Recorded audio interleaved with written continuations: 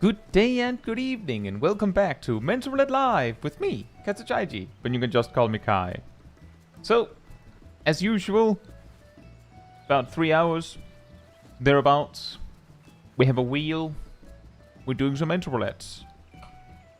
Fantastic. Hey Kaj, hey Rust, hey Agent Monica, hey Lana, hey Jeff, hey Dr. Insano, hey Beans, hey Volter, hey me who else, hey Sally, hey Alice, hey Shirosuga, hey Weaver, hey Ilya, hey Fila, hey Echo Dance, hey Dan, hey Flems, and hey Bohijo, and Naomi. Hope you're all doing very well. I assume the old bearded man that Ilana's foreseeing on that 155 stream streak is Ramu. And also very nice with the 40 stream streak, Agent Monica. Crazy. Thank you so much, guys. Right, so, wheels.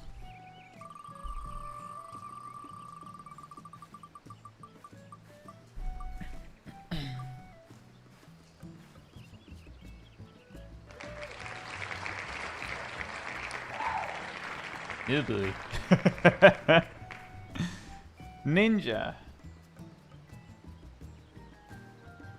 Ilyashuki and Zikiyo. Hope you're doing well.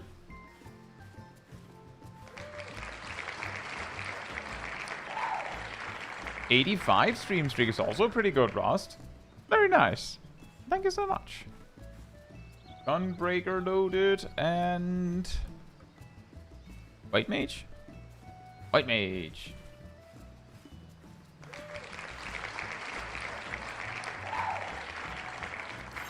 Wow. Turn this off. There we go. And I will queue when it says 58. Extremer max level who wants to bet? Oh boy. Sometimes it's not so bad when it's the first duty. And sometimes it is really bad because it's the first duty. I've seen everything at this point.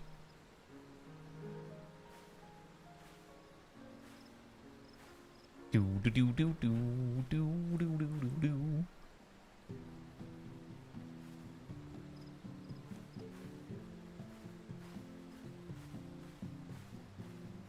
Well, when I say I've seen everything, I technically have not seen all extremes. So it could be something that we haven't seen before.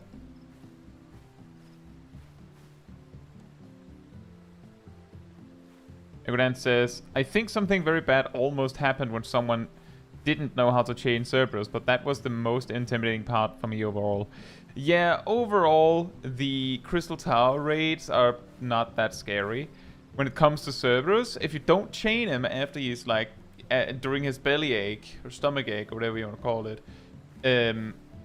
he will just continue from where he left off. And that doesn't sound very scary, I'm guessing. But the reason why you have to stop him and reset him in the first place is that he builds an infinitely stacking damage and haste boost. So eventually he will just like smack the tank, just and then just go and eat everyone, just one by one. Hey, Desperage? Hope you're doing well. Will everything burn this evening? Either way, it looks like we're not getting that ninja pop immediately, so I will switch to Gunbreaker, and then we'll get back to that. Boop, boop.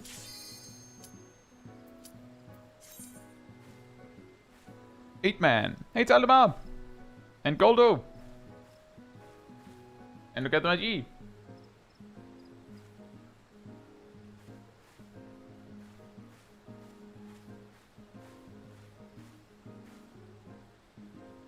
This could be everything burning.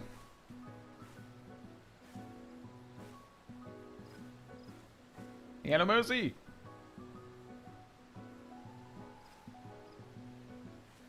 Name my song.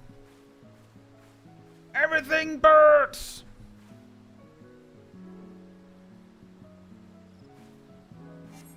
Nope. try again.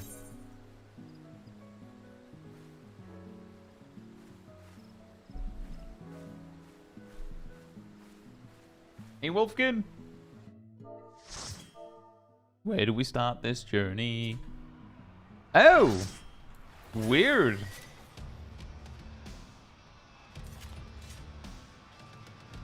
Hey, Jardax. I am quite alright. It's very warm here.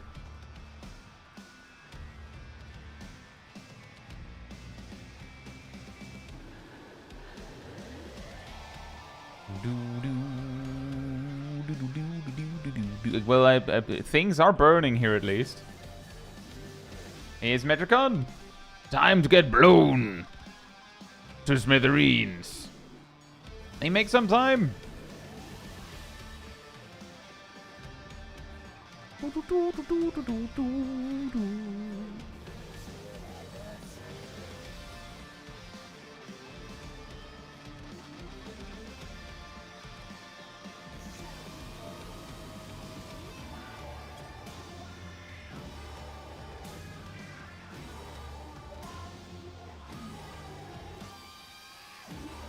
Yeah, that's correct. We have Rost and Ilana.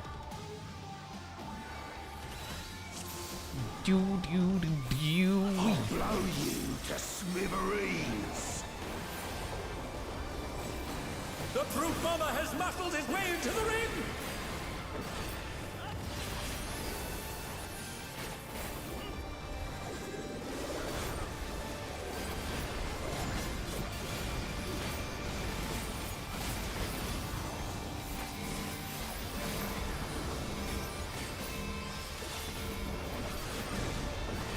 Even I felt that one. Oh, but the challenger's still standing.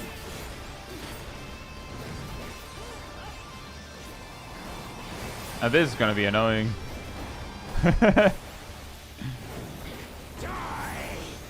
No! Will you do it again?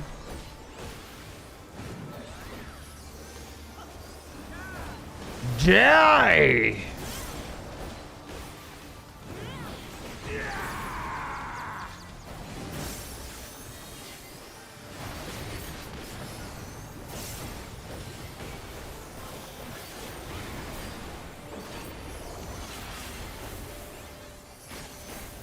Die! Hey, Bulky!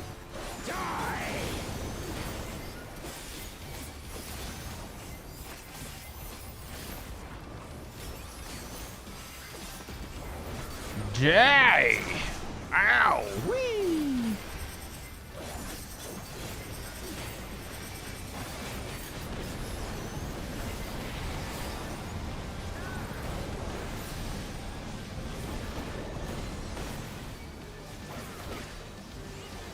You should know that I have a short fuse.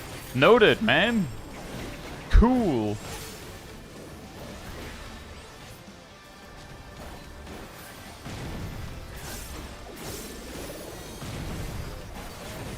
And they're done.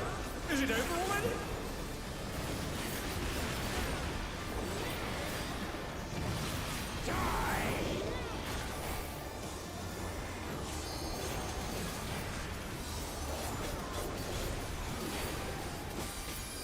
Die!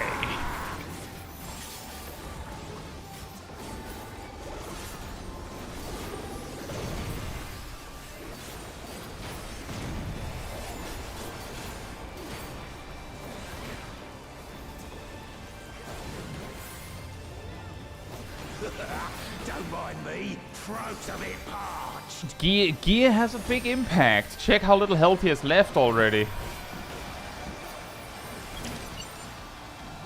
Banned compound detected. Combatant disqualified.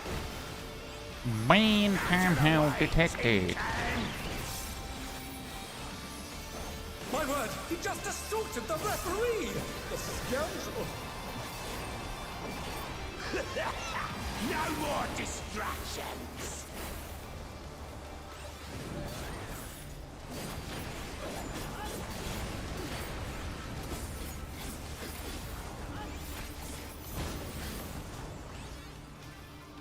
Oh. Beautiful Beautifully dodged.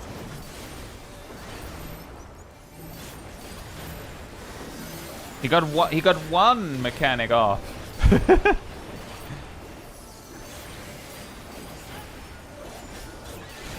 Two mechanic.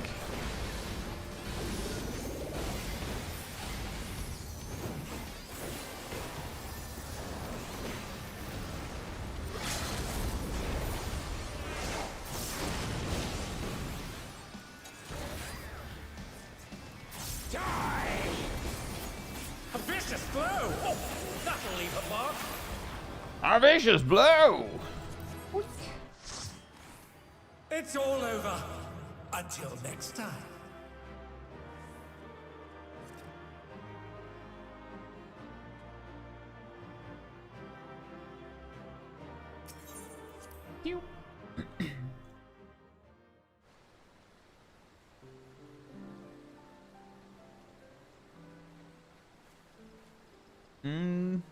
Grandmaji says, I can't remember, was he all confirmed to also be Urianger's VA? I believe so. Bogus says, fun fact, when he does that rotating attack, you can stand still on this spot after the first pizza slice goes off. That's correct. He does one full rotation, exactly. And he's off.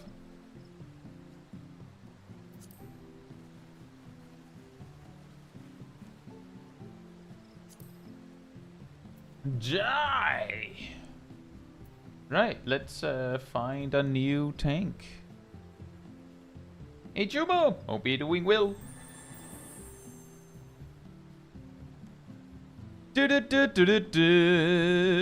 Dark Knight! Stock that. And then we see if we can get that ninja Q pop. Oh, Q when it says 20.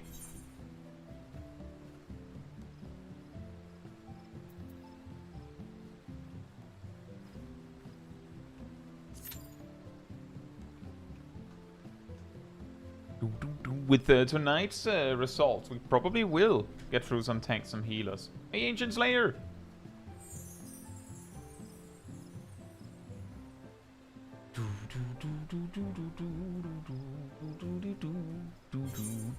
Oh. Oh. It's a dawn crayfish, not to be confused with a noon callfish. Did you say callfish?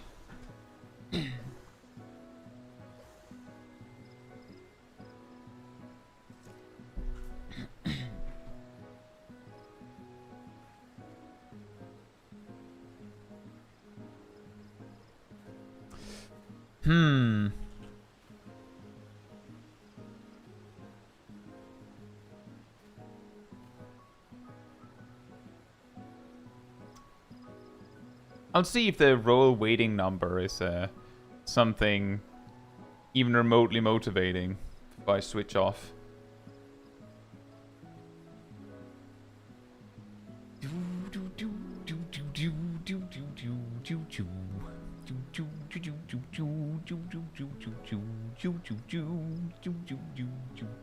We're also halfway through the whole melee DPS hardest job polls.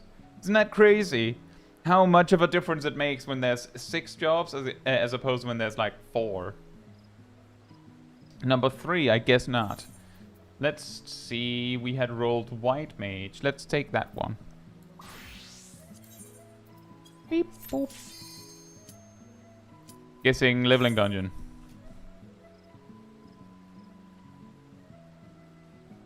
And the whole wheel system is a little confusing if you haven't seen me explain it before, the way that it works. Not quite leveling, but close enough. Is that I spin a wheel for each roll, and I will try and get a DPS duty. If I can't get it, then we try something else. I started by like just going tank, and then if that didn't pop, I went healer. But what would happen is that we would never get to healer.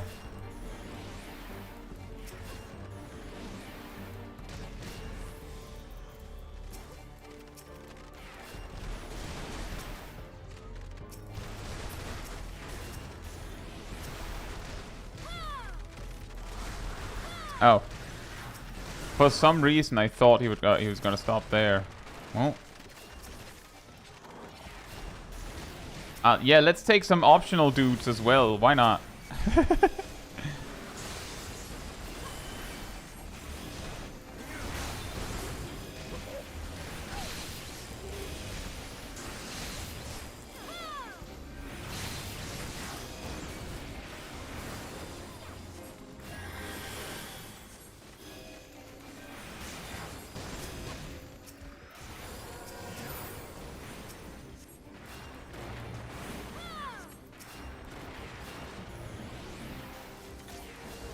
Boogie says, I believe after a while they lose aggro. They do not.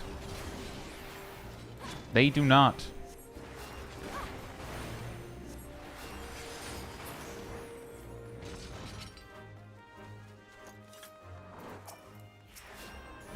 The times where you see a dungeon where a mob will lose aggro has something to do with the dungeon being weird, rather than being a standard for dungeons. Case in point, I have a video where we dragged a single bat from the start of Sastasha all the way to the final boss room. Just didn't kill it, just carried it all the way.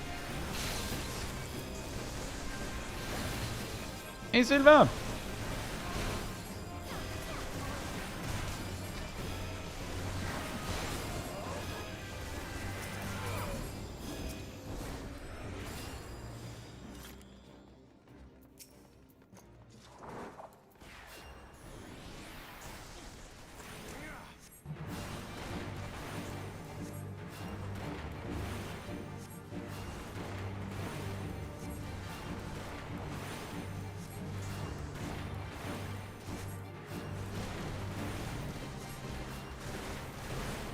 You have to kill every Dullahan to open the door to the second boss.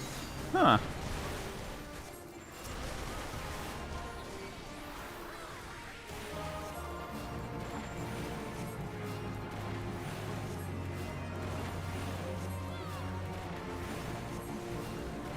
Oh, that's what you meant, Bulky. Yeah, that can happen. But usually if the tank has, like, put in some effort to generate, like, a little bit of aggro on each enemy, then you should be fine. Like, let's say that the tank does an attack on an enemy that does, like,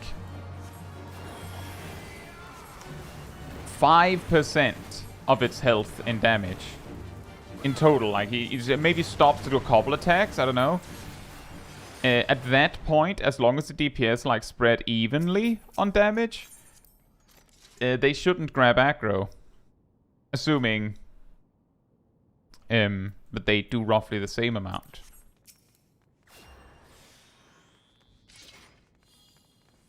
Since the tank's enmity should cover at least 50%.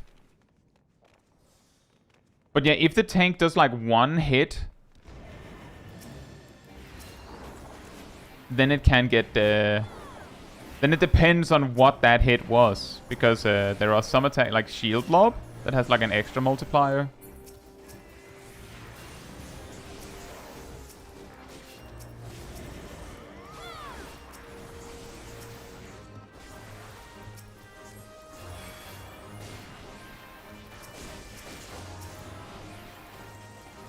Oh boy. Well, we got a Dullahan. In my defense, the tank really did a lot of stops and starts.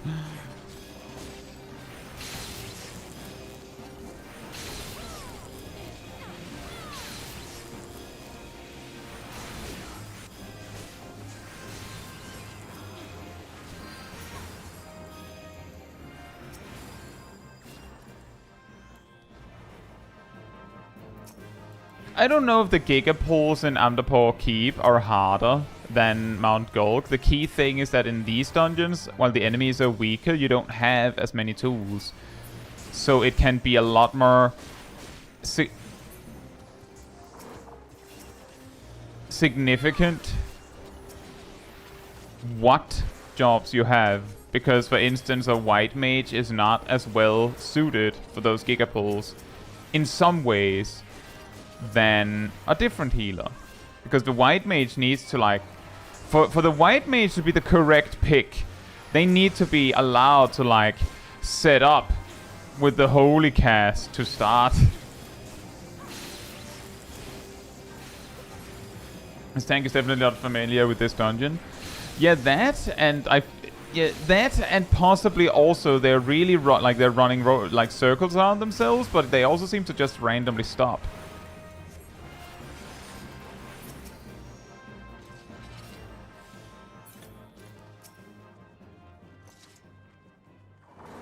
I don't know if they're reading something from my behavior that I'm not trying to say. Because they might be seeing me not using my AoE attack as me indicating you should be pulling more. While the reason I'm not doing anything is because I'm trying to figure out when you're done.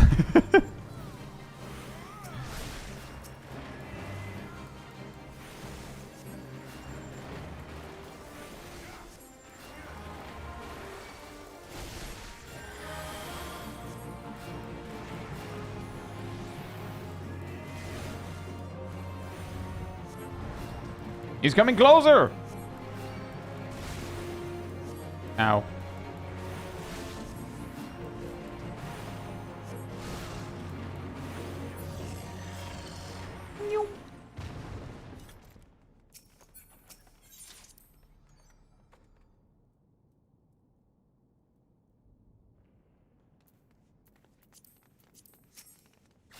I saw the paladin use hallowed ground on the pole a little bit ago, so they don't have that. So let's see what they choose to do.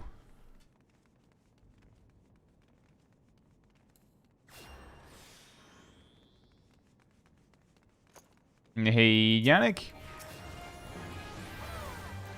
A weird Palace of the Dead.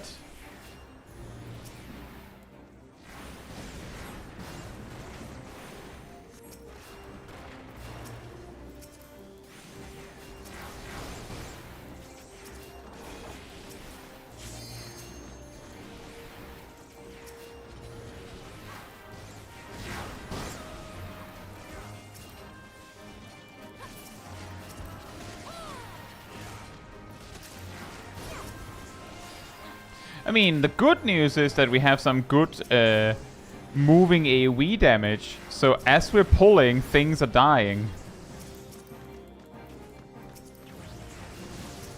Now, if only I was a barrier healer, then I could really help with that.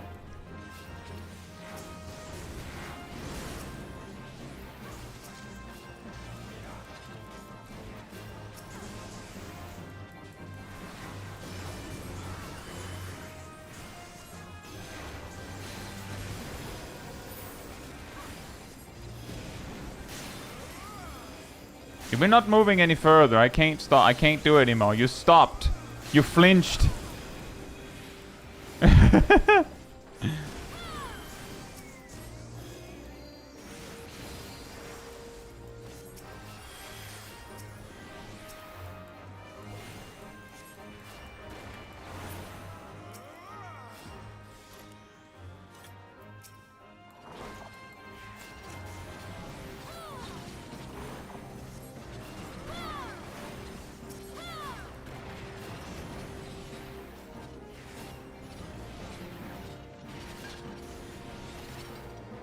Ooh, boss room.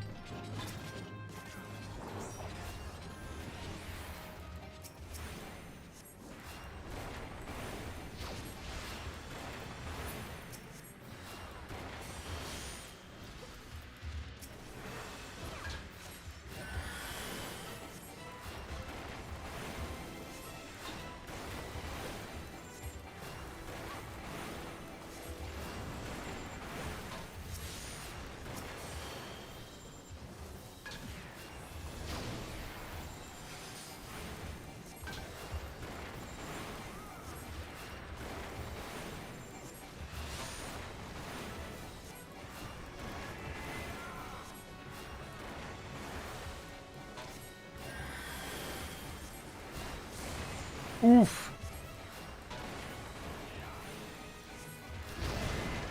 Oof.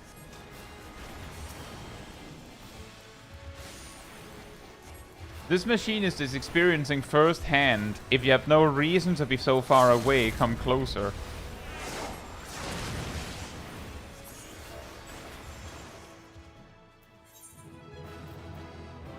That one.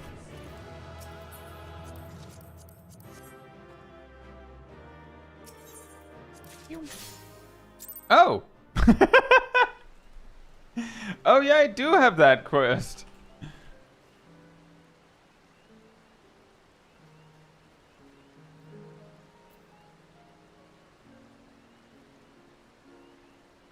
Hey Lucas! Hope you're doing well. And... Sage! Let's see if we can get that ninja Q now. Our Q says 7.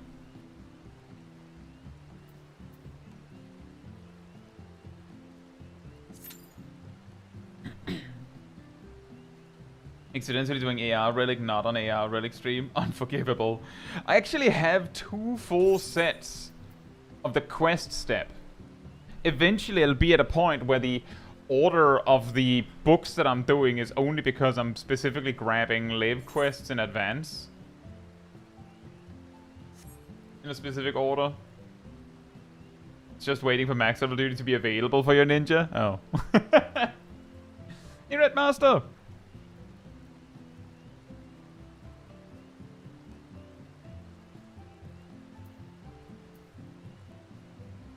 And I just have a filled chocobo saddlebag with relic items.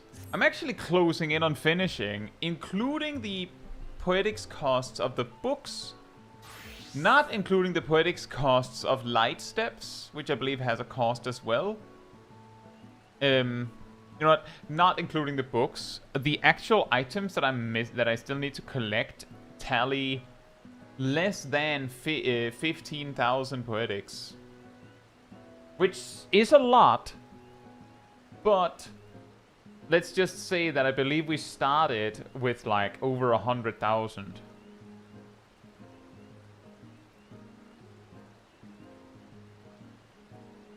I'm also closing in on finishing this. I don't have very many Alexandrite needed anymore. Also, fun fact, I actually sent a bug report about this. If you have morbid motivation in your quest log, then you cannot pick up a treasured mother. You straight up can't. She will not offer it. But if you remove morbid motivation, then both quests appear. And if you pick up morbid motivations first, then she will not offer a treasured mother anymore. Isn't that weird? I guess we're going Dank Knight then. Or maybe not.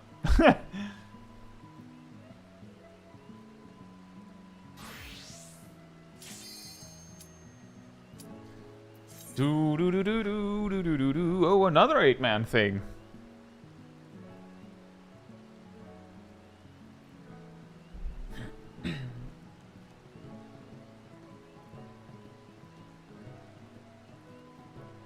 Loki says, I finished Paladin A Realm Reborn Relic yesterday. I don't think I want to touch it again.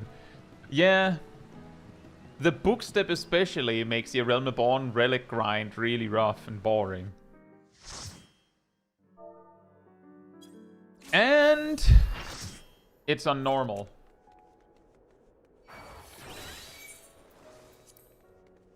It is on normal. Hey Seraph, hope you're doing well.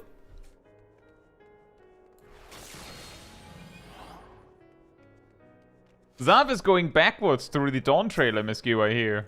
From Everkeep to Origenics. And Ilana, yeah. We would probably have been able to do this. But, nope. Unfortunately, nope.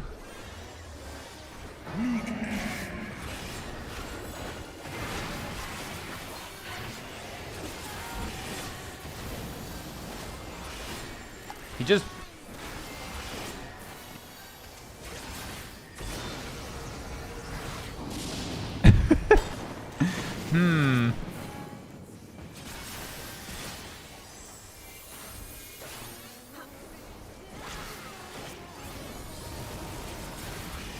The level 60 single target Doton.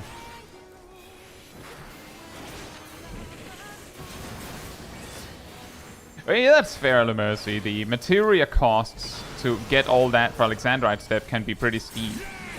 I have enough money that it isn't a problem for me, but I could see how it would be.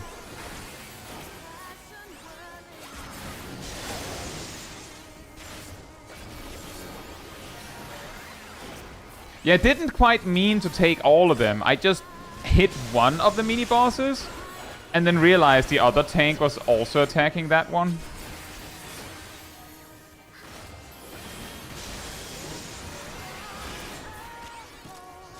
I guess we can just cleave everything if that's what we're gonna do. That's okay. I was thinking of getting them down one by one so that we didn't take as much damage, but no, it's okay. Rage cleaves! Hey Bobamet, hope you're doing well. And Bolin. And Bronto.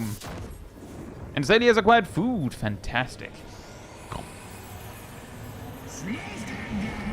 Schlossganga!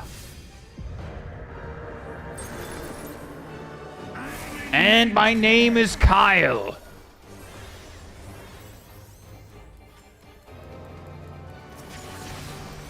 Bolin says, what are your current theories for how shield healers are going to work in evolved mode? My current theory is we don't know anything. My current theory is we don't know anything, and anyone who says that they do are trying to sell you something.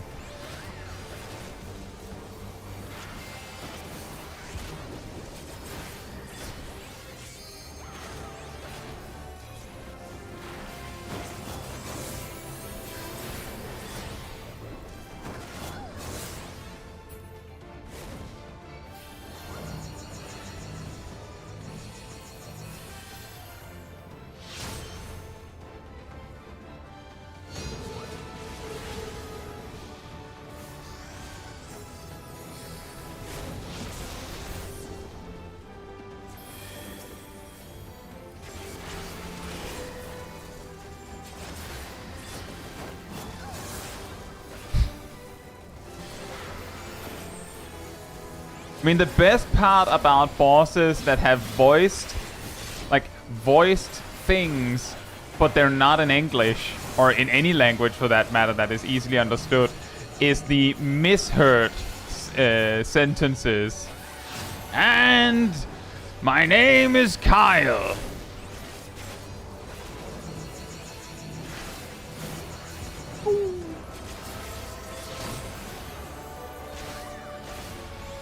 I am named Kyle. Ow.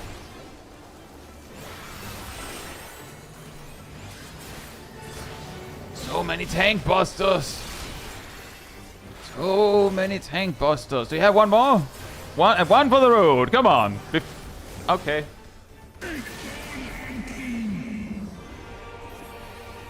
Hey, Dark Shadow. Hope you're doing well. I'm not named Kyle. Oh, okay. Fair enough.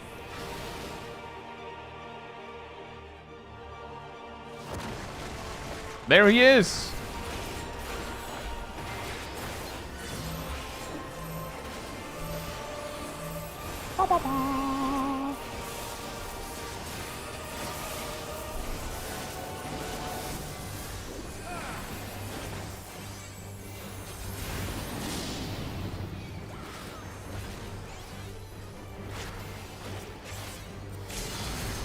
I'm going over here.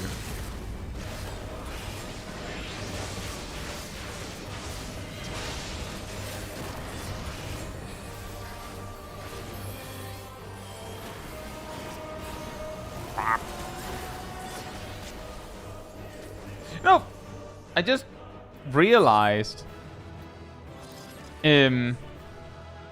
the last phase seems to start with roughly the same mechanic, regardless of whether it's normal or extreme. It's the thing that makes it really, really hard is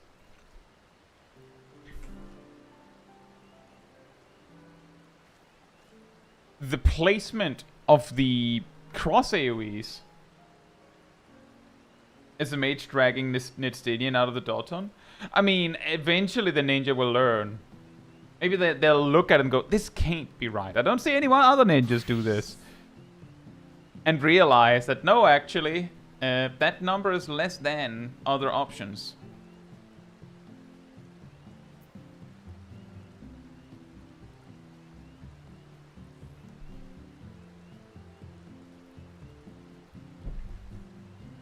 Do. Exodi. Problem is they see plenty of other ninjas do it. Yeah, but maybe they'll realize that it's stupid anyway. We can hope. Hey cat, hope you're doing well. Let's try that ninja one more time. A Q at 33. You don't think any single target dots on ninja will learn without being told? Maybe not. But I hope.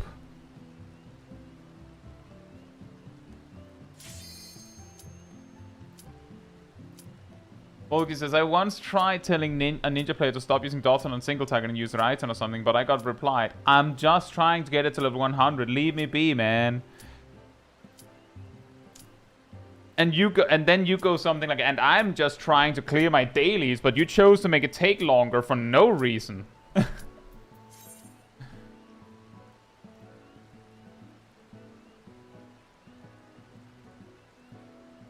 But yeah, correct. That is also how some people see it.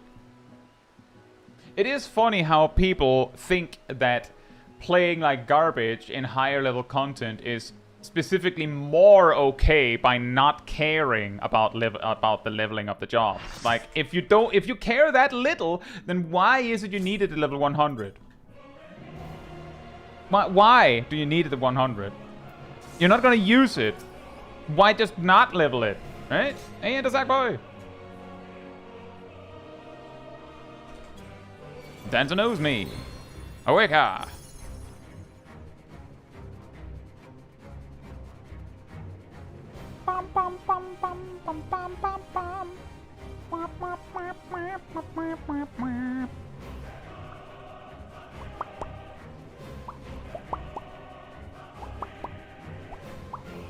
The weirdest part is that all you did was give them advice that would actually make it easier for them, and they still went ahead and complained. The end has come, and it will be beautiful.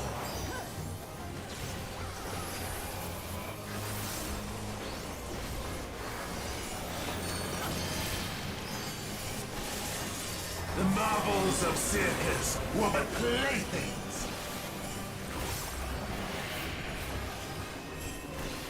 I realized mid-burst that, oh wait, I don't have Raiju.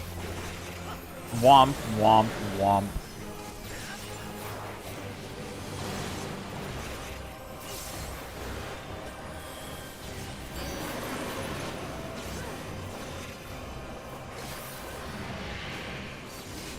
Hey, dead man. See, I just want to be clear, when I'm like saying things like that, I'm not even saying that, oh, you're not allowed to play a job if you're not good at it. It's specifically if your reasoning for not even trying is, I don't care, I'm just leveling to max level, then, like, you're just, like, why? That is ultimately what it comes down to. Nothing else.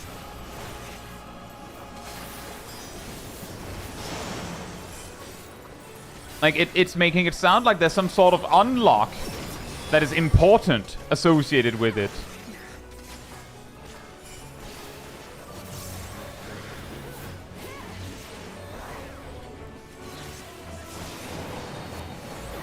There's a mount. I guess so. Is that important? Will you live to see the end?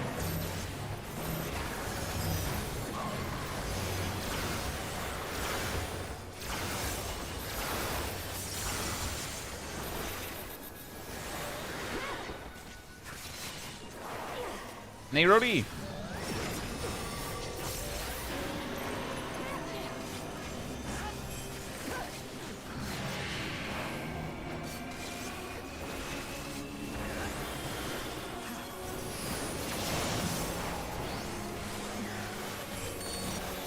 Soon my hold Zodiac shall be complete!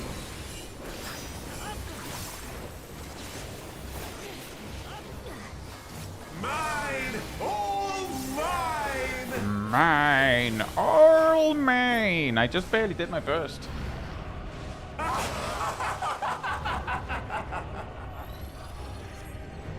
Yeah, exactly. That's what I mean, Bobomet, is that I'm not like, oh, you need to really put in the time to level jobs. It's like, if you're so disinterested in, like, at least trying, then the advice is probably level those jobs in a way where you don't get in other people's way with that, right? Like, there are enough ways to level a job solo that if you have a problem with people giving you advice when you're not playing very effectively, you can just avoid people. Like, if that's the problem, you can just do that. And it's probably better for everyone involved if you... Dang it. Well, that heals around you is gone. And also the detail, like, I just wanted to further emphasize there is you're given advice and the response is just leave me alone, essentially. It's like, if it's that bad, then why? Like, the advice given wasn't like, oh, you're garbage for using this. It wasn't mean. It's just, you know, Doton is not worth it on single target. Just use Raiton instead. It's just weird. Just a weird thing. It's just a weird thing, man.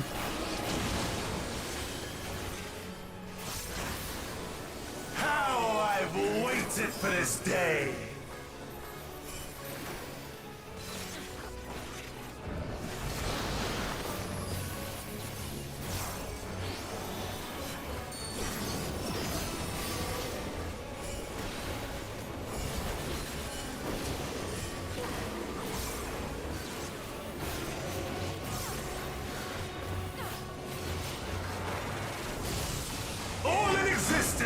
Bent to my will! Inox, hope you're doing well.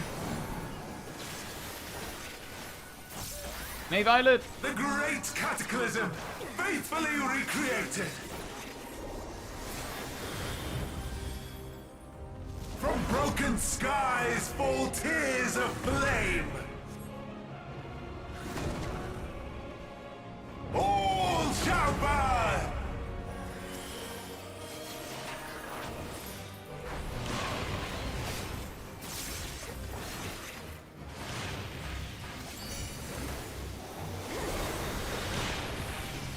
Will you live to see the end?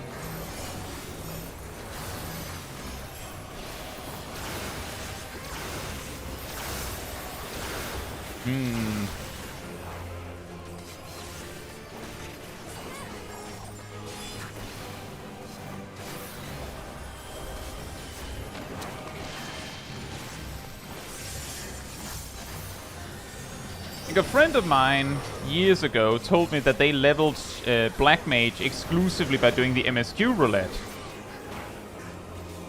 Because they didn't want to learn the rotation at multiple different levels, and like, fair enough, your loss, right? But they said that, and they told me that in extension of justifying. I ran into a Black Mage in Kitana Rabble, a level 75 dungeon, where they then did what I refer to as the balance mage, which is where they just alternate Fire 3 and Blizzard 3. And they were justifying that was okay because Black Mage's rotation sucked anyway.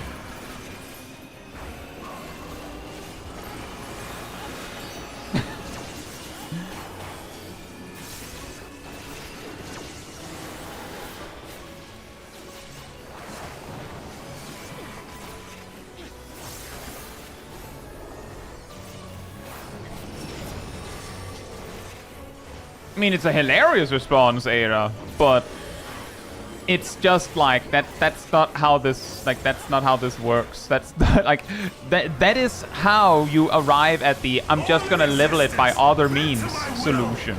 Not I'm gonna sandbag in a duty with other players. Because I just CBA actually playing the game when I'm this job. Like, just play the game as a job you like then.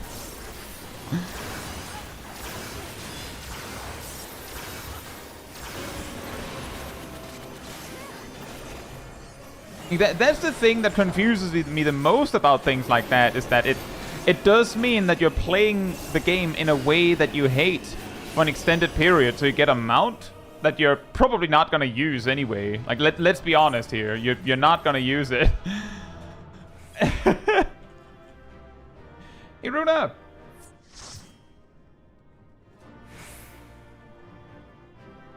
Xanthus actually like that mount. I like it too!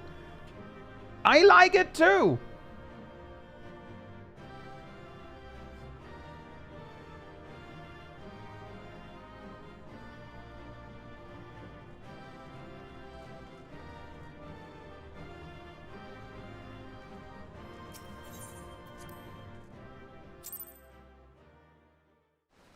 Like, I like a lot of mounts. There's just a small problem that I can only use one at a time. Is there a mount for getting all jobs to 100? Yes.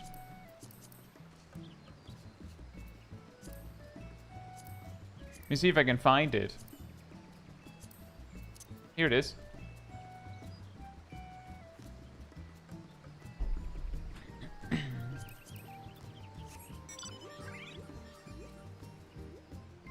You swim. But my point is just that there are plenty of mounts. You could just get a cool mount from doing something you like, instead of forcing yourself to do this thing that you don't like. And by which I mean, oh, I hate this job. I'll just sandbag through like 300 duties for no reason.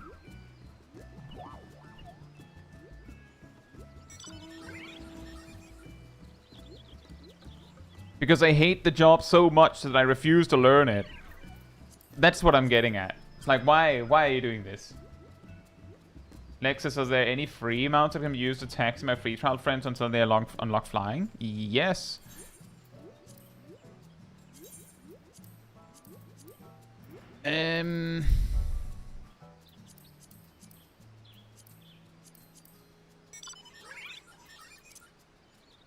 The Sky Slipper is dropped with 100% chance from E4S. E4S.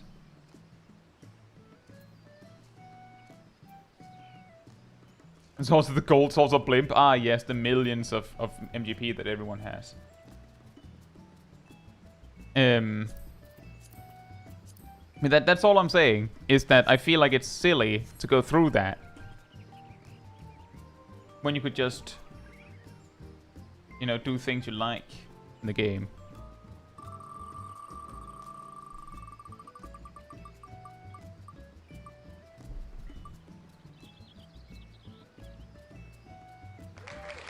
Nay, procrastinauts! Hope you doing well. Red Mage!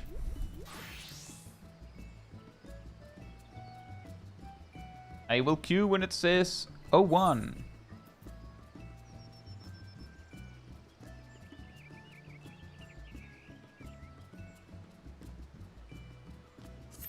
That would be my suggestion, if you can round up a couple people and do E4S real quick unsynced. Lex says, a Savage Rage, more homework to do once I reach that point in the game then.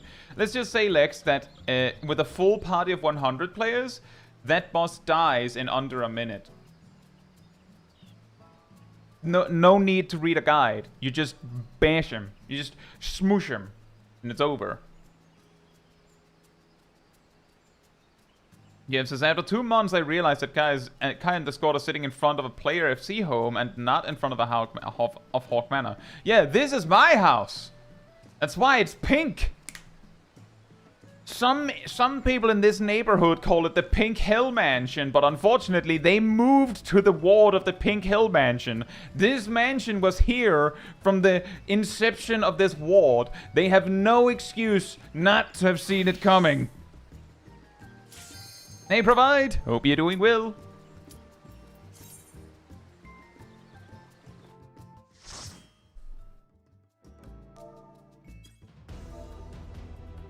Oh boy. This is my house, yes. My house. It blocks the worst part, it blocks the, that's that right, it blocks the waterfall. Oh, Zave is here, fantastic. But anyone who got that house would have blocked the waterfall view.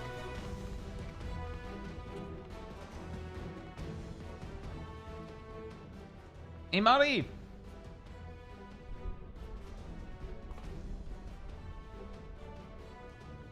And for the ones that didn't get that, like I think a couple of weeks ago, someone randomly came down and complained about my mansion. And that it looked hideous.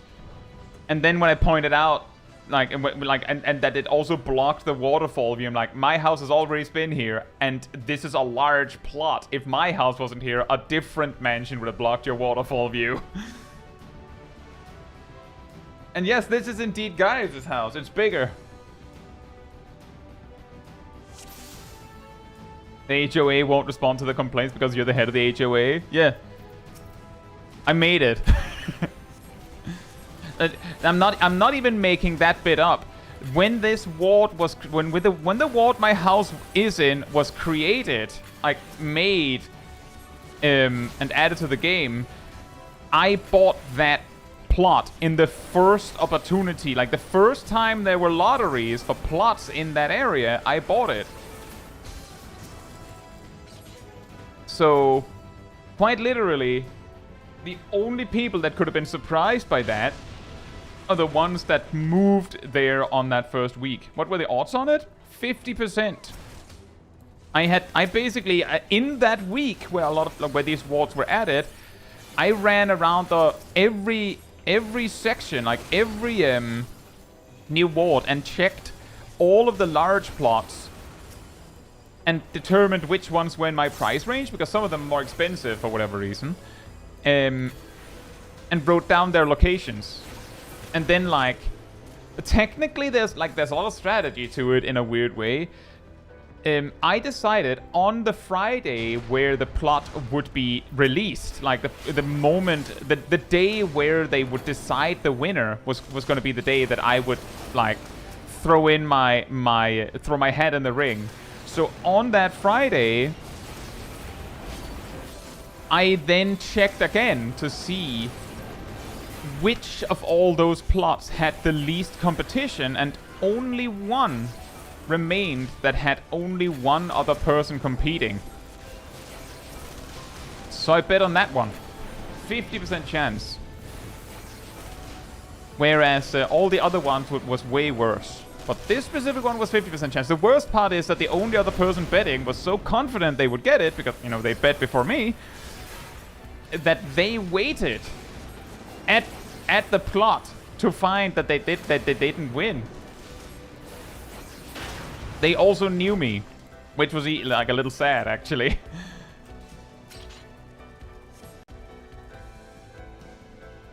I'll say vibes.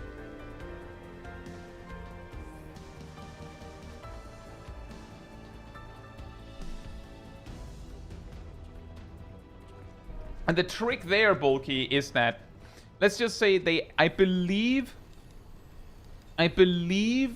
they added 5 wards to every housing district. Some of them were only for free companies, some of them only for private, like, individuals, and I think there was also one that was, like, mixed. I can't remember where mine is, or what mine is, but because there was, you know, 5 plus 5 plus 5 plus 5 plus 5 wards added, a lot of people prefer, like, there's a huge preference for Shirogane, I believe, is the popular one. And if you can't get that, a lot of people want the Mist. also beach housing. And if they can't have that, that's usually when they go to lavender beds. And if they can't have that, then they'll settle for Ishgard or the Goblet.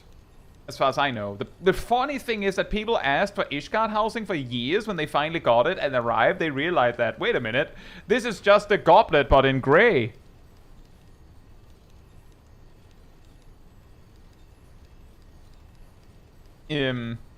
So it hasn't been, as far as I know, not as popular as expected. I don't have anything against Ishgard. My free company is in Ishgard. We have a medium.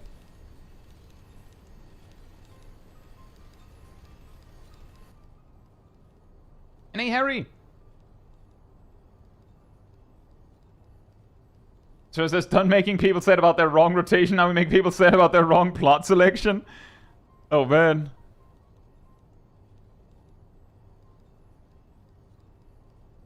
Lex says, to be fair, why would they just release the Goblet but in grey?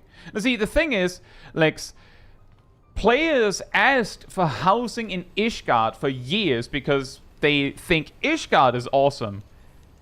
They just didn't consider that housing districts in Ishgard would just look like the Goblet, but in grey instead of in like brownish, orange, yellow colors. Also, thank you for the gifted membership, Harry. Thank you so much.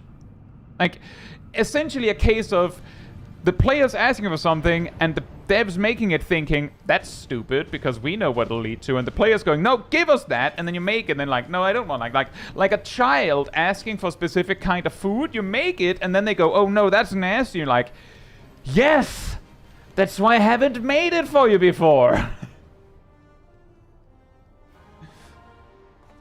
And players are like that a lot. I want thing added to the game. You could have 10 people explain to them, devs or not, no, that would not be a good idea. And they would go, give me the thing added to the game, I want it. And the moment they finally have it is when they go, oh, well, this sucks. And some of them might still go, oh, but the reason why it sucks is because the devs made it wrong. They were supposed to make it, but cool. Like, you made it wrong because you didn't make it cool. It's like, no, it's inherently bad. There's also the part that when Ishgard housing was on the way, I believe, was around the time where Endwalker was launching. And people saw you can go to the moon. And people are also already asking for Crystarium housing. Dan says, what did they expect it to look like? I don't know. Ishgard, presumably.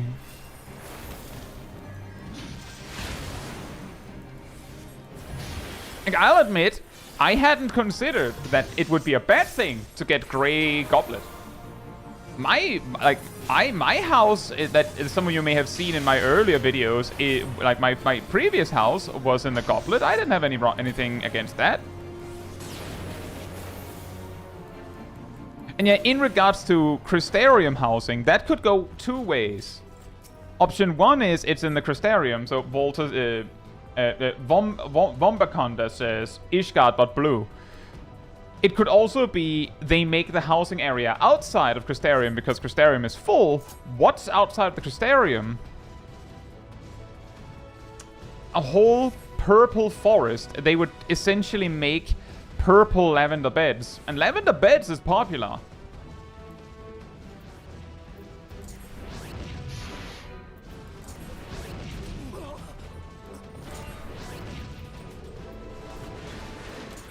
Cat says having snow would be nice instead of stupid grey grass that makes every outdoor item look out of place. That's fair. There are small snow piles in the Ishgard housing area. Not many, but they are there.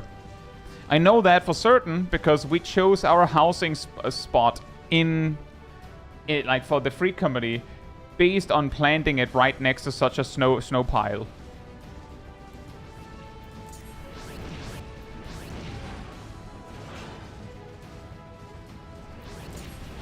My first house was small in the Goblet because it's all that was available.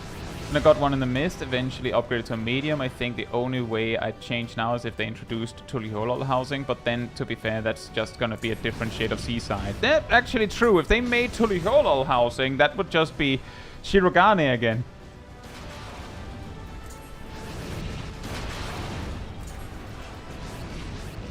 Yannick says, did they make ads on Twitch not interrupt the transmission? That varies. I have no idea. The only control I have, Yannick, is that when I don't send an ad break every hour, then Twitch starts to go, well, you clearly can't handle this, and start do stuff. But I don't want to send an ad break while I'm in the middle of something. Every time the manatee is restored, ad break is also activated. Typically.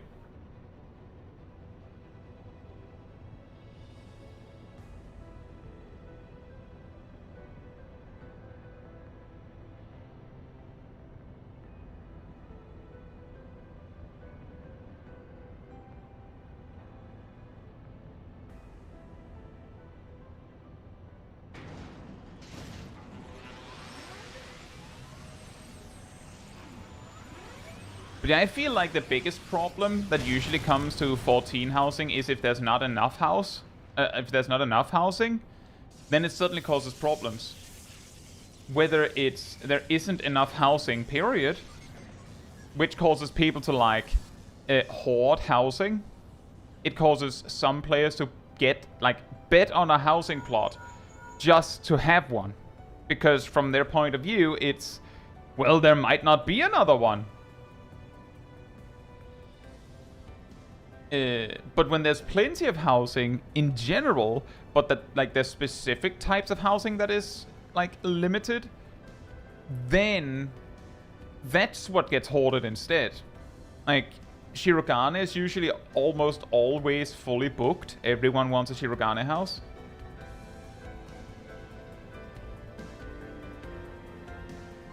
Next says, Shirogane doesn't seem popular since I see a lot of empty plots, but maybe that's because I'm on JP server. I have been told that on the JP servers, people straight up don't get housing unless they're into that stuff.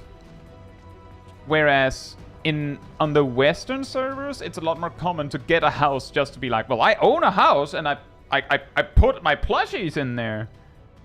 And a chair.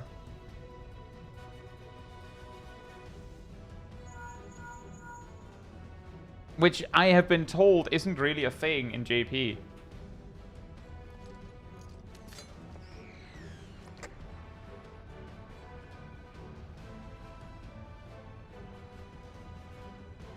Hey, Polderjoch?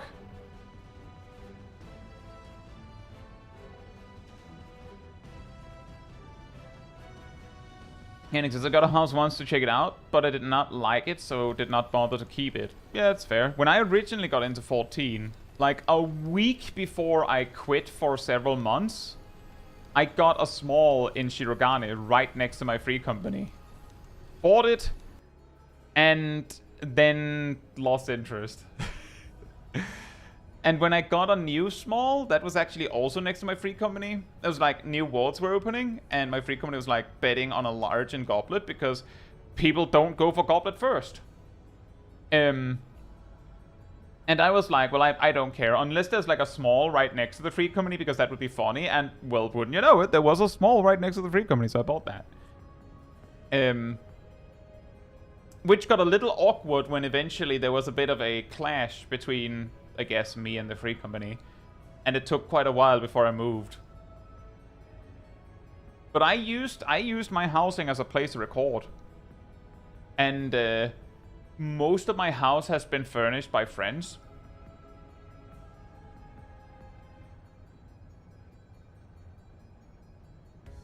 But yeah, the reason why this whole thing with people's preferences for housing matters is because when I was going for the lavender bed large, I believe Goblet larges have a tendency to be more expensive for some reason.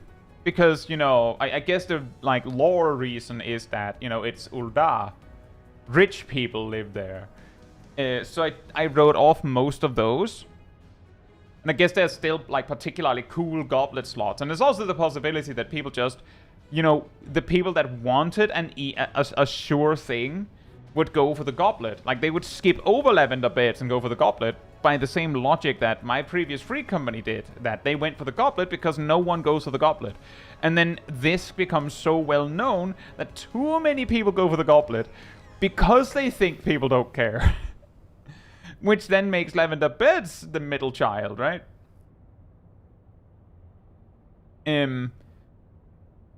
And I guess that's the reason why we were only 2 betting on it, because everyone were trying to get Shirogane housing.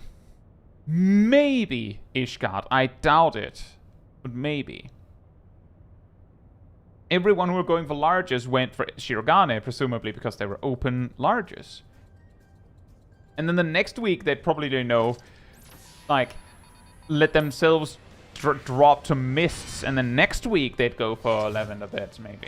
Hey, Dyson! Now you get to him.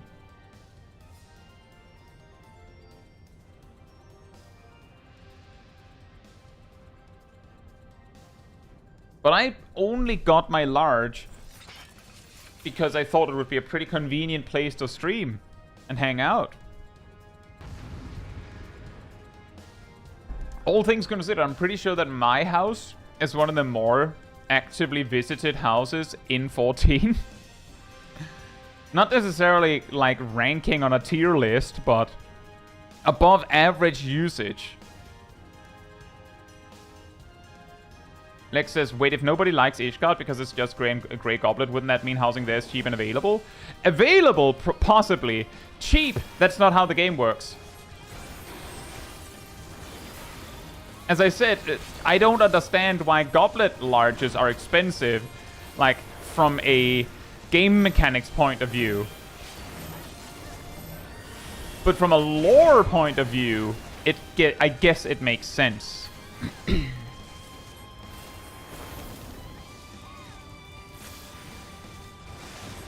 Back when it wasn't a lottery system for buying houses, I believe prices would swing a bit depending on how long a house had stood available.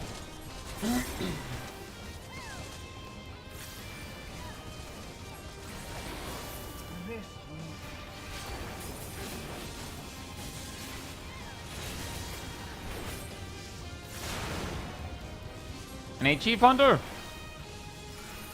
Who does that rich person neighborhood, obviously? Yeah, exactly. Exactly. That's how it makes sense. Not by much, but I guess it makes sense.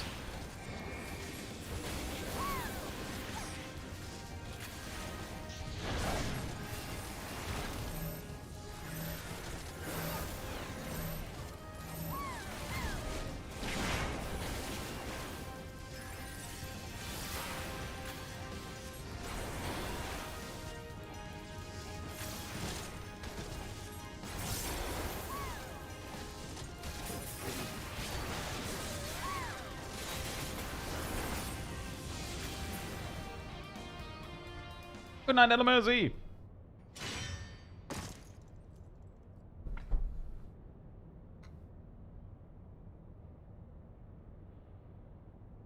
And yeah, that is, as Violet put it, that is essentially the problem with housing, especially in the west side, like Western player base, is because our server has not a single medium open, so we're just gonna be happy with our small when we get it.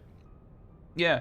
Because there's only so many larges and only so many mediums and only so many smalls, a lot of people will aim for the largest because they're the most scarce. And once all of those have been gobbled up, people will go for the mediums. And then they go for the smalls.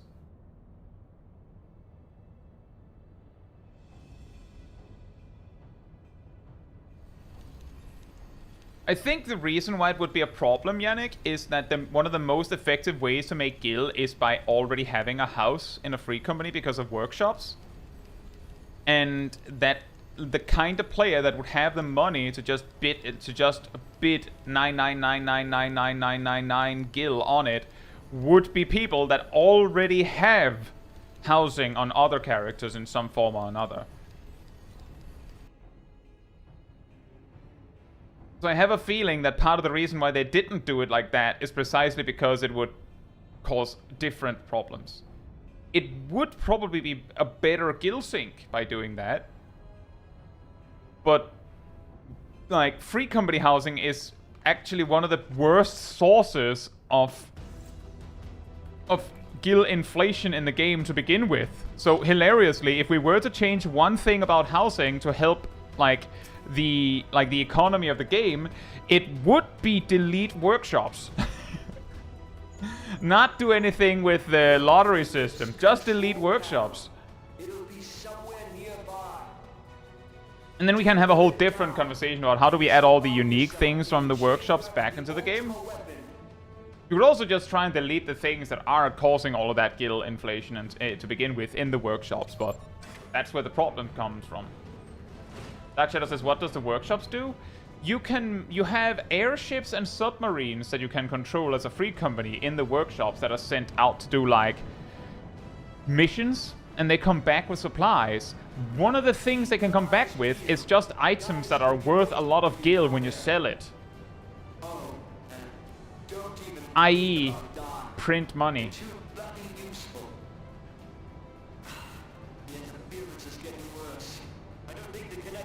Hey Reaver Seeker!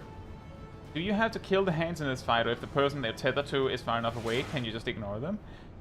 I believe if they chase long enough, they do that classic thing where they just teleport to the person and yoink them. But I generally don't leave them alive long enough to know for sure. Do you believe in Eorzea?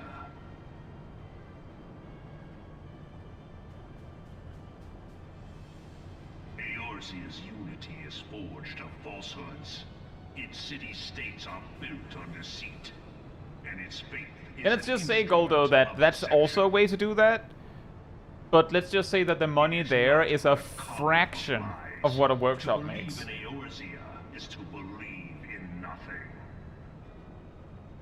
In Eorzea, the beast tribes often summon gods to fight in their stead, though your comrades only rarely respond in kind. Which is strange, is it not? The workshop is almost like a more profitable venture. Yeah, yeah, in a way. And also a more consistent one, because I believe you can choose, to some degree, what you're getting.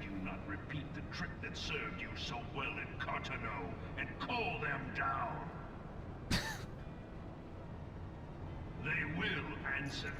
So Are your goats otherwise tweaking? Your gods are no different from those of the beasts. Icons, everyone.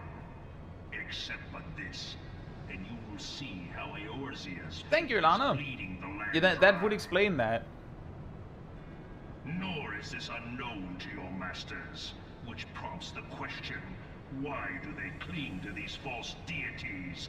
What drives even men of learning, even the great Louis Soir, to grovel at their feet? The answer? Your masters lack the strength to do otherwise. But yeah, my perspective is that they could make housing a better guild sync, but then they would have to start by making it not actually make the problem worse to begin with. The funny problem there is that if they made it so that it was a real lottery, and you like, not a real lottery, a real auction, and you had to like, basically, that would instantly mean that a lot of housing could potentially just take 1 billion gil out of the system, just like that. Just but it would stay a lottery because all of the people that can afford that 1 billion would then just duke it out at the same price.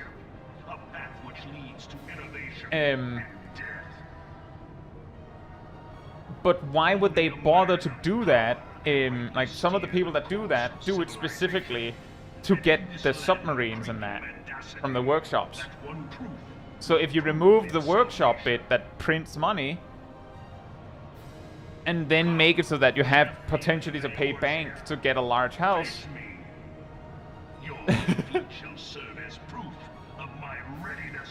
Thank you for the emote, Alana.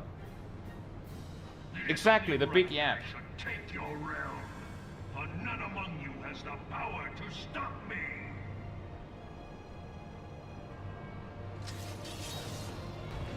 The answer? Your goats are washed. Oh, well then they're clean, I guess.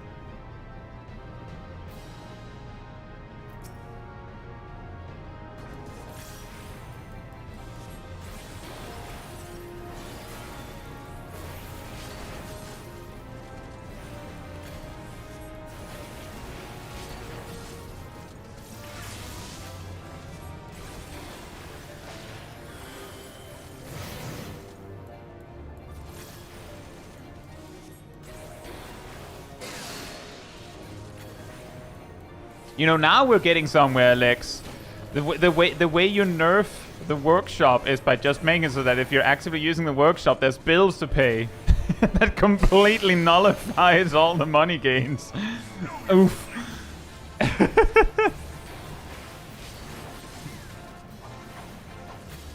I don't know. An interesting thing I remember from early in Dawntrail is that in Occult Crescent, one of the like main rewards of that system was straight up just money, right? Just gil. And I remember that because when players complained that the rewards from Occult Crescent, like all of the random drops and such, sucked, the devs were like surprised that players didn't care about money drops.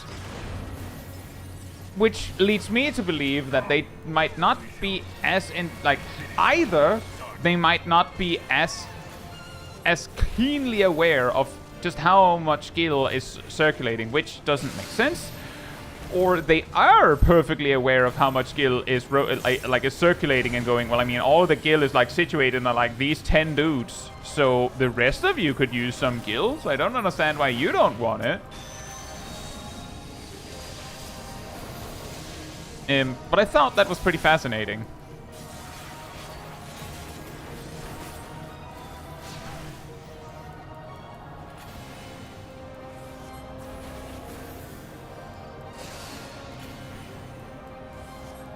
Hey, Marit. Hope you're doing well. That's kill. I don't know it. You guys get gil.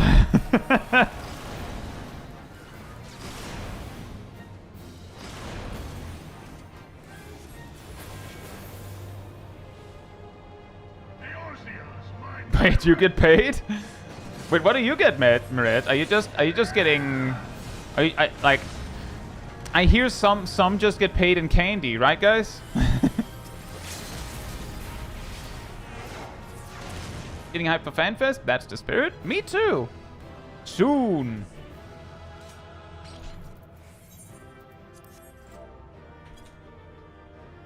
Y'all are getting candy? Aw, oh, sweet.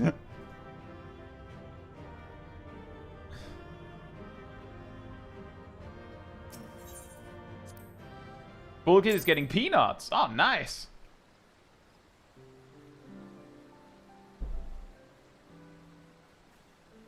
Lexus, do we actually have Bezos, Musk, Gates levels of guild havers in the game?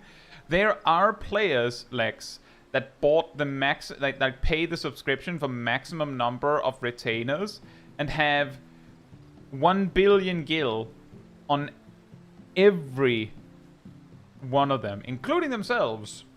And 1 billion, because I believe that is the guild cap. Also, apparently a hype train just started. Amazing. It feels like it just started randomly.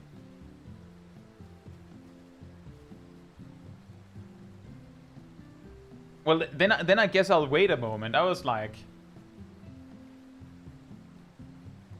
just planning to have a manatee restored moment, but we'll wait.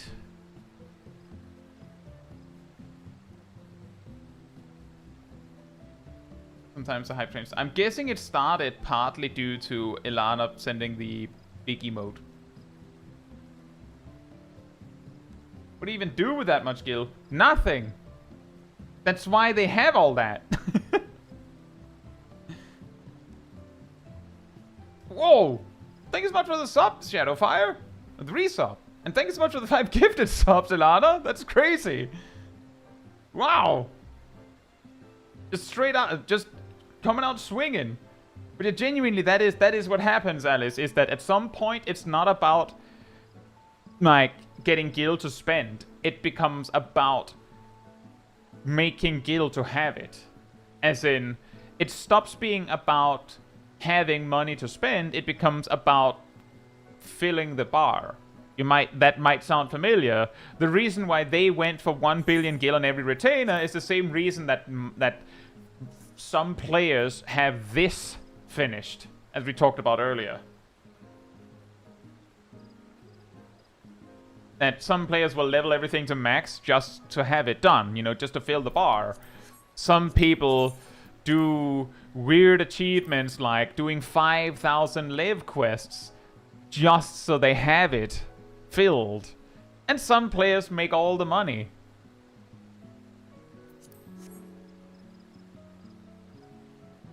Me like me don't like to spend it. Yeah, exactly.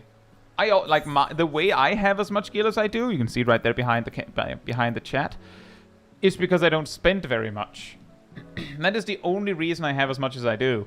And that strategy of earning gil is what earned me this house. Thank you for the resub, Falca. Hope you're doing well. And I believe the house was 40 million? Something like that?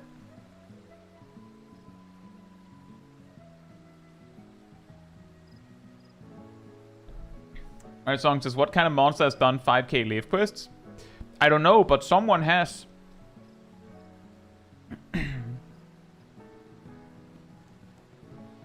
I have at one point tried to like work on getting that achievement, like start on it, because it does take like 7 years to get all the live quest achievements done. Also, thank you so much for the 5 gifted membership. Gifted subs, German Retro Gaming. Thank you so much, and also thank you for the additional sub for yourself. Thank you so much. Out of nowhere, here they come. Thank you. A blurb from YouTube. Ah, fantastic. And hey, Kylan, hope you're doing well. Law-abiding Pokemon says, are you going to FanFest? Yes, I am. I will be there.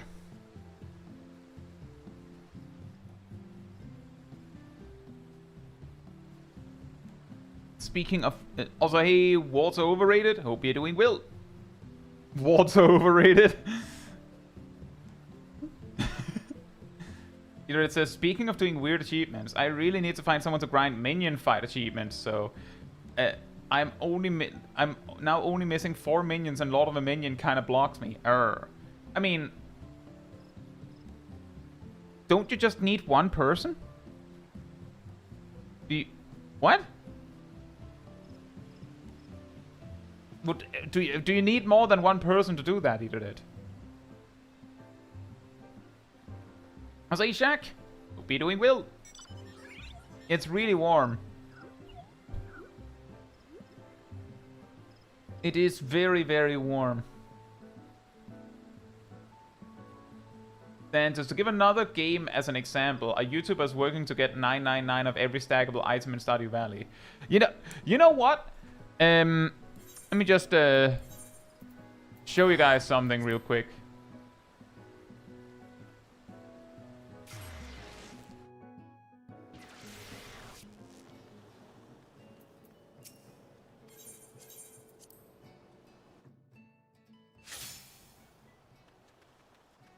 Goldo says the game used to be Party Finder. Now it's selling stupid stuff. What?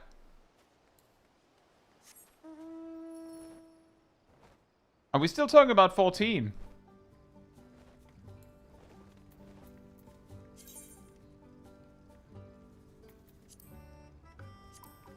So I decided to cap myself at 950 of everything.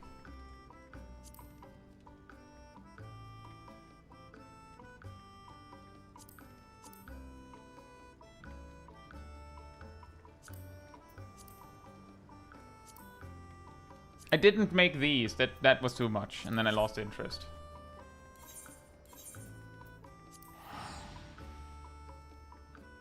The RP services, DJ stuff, etc. Oh, right. Yeah. That's not quite accurate then. There's basically nothing on Chaos, but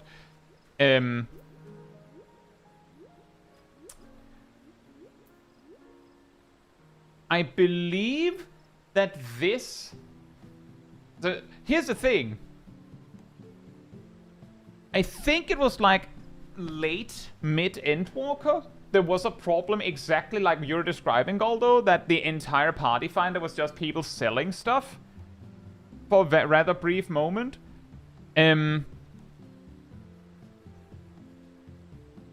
That was actually highlighted as not allowed, you can get banned for selling stuff in the party finder. It's the party finder. Looking for people to do stuff with, right? I believe the gray area that they did say was allowed is that you are allowed to advertise the purchase of something.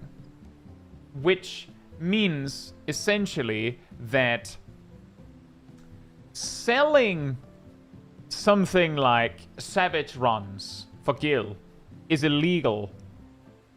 Buying them is allowed. Which is to say, what we can see here is this is a legit post, this is a legit post, this is a legit post, legit post, legit post, legit post. This is not selling anything to you. This is a giveaway, technically. This is a purchase request. That's allowed. But it was a lot worse with the selling thing because apparently it wasn't illegal. Although says it's rampant in US servers. I just want to reiterate that if they are selling something, right there. If they're buying something, too bad.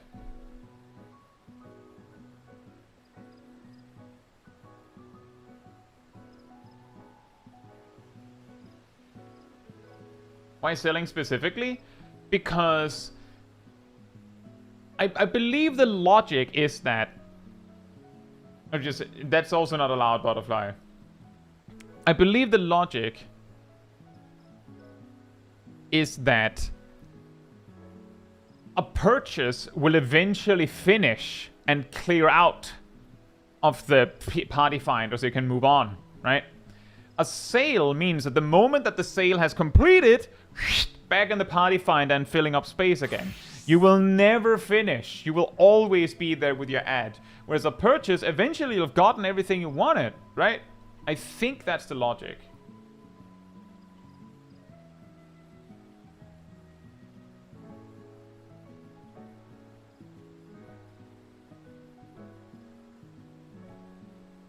And says, I've been told from a GM that I can't put up a party finder saying that I am a caster looking to help people clear. Shoot me a DM if you need a fill.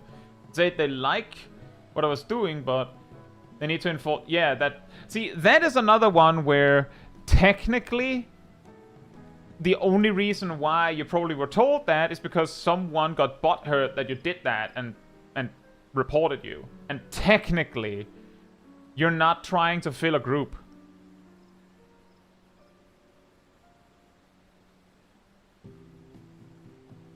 So it says mods are illegal, but people are doing it. See, the trick there, Seraph, is that the moment you get in trouble is when you start, when people when you admit it, right? So the party finder leader is asking to buy something from someone. That's fine.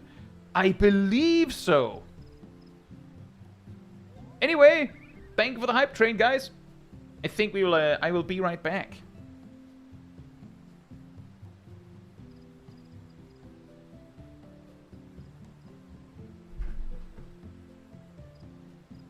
In the meantime, sanity restored.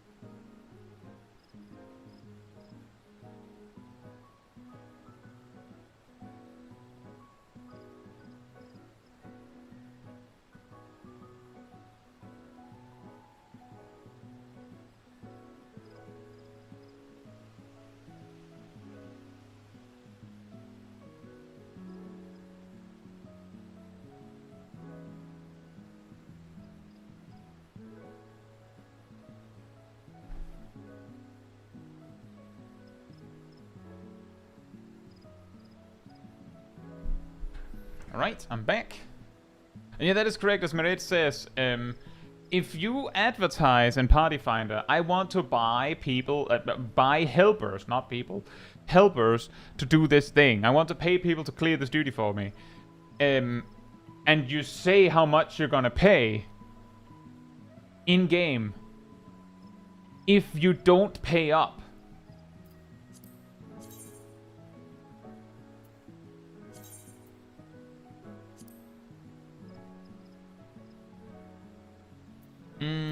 let's see if I can find it.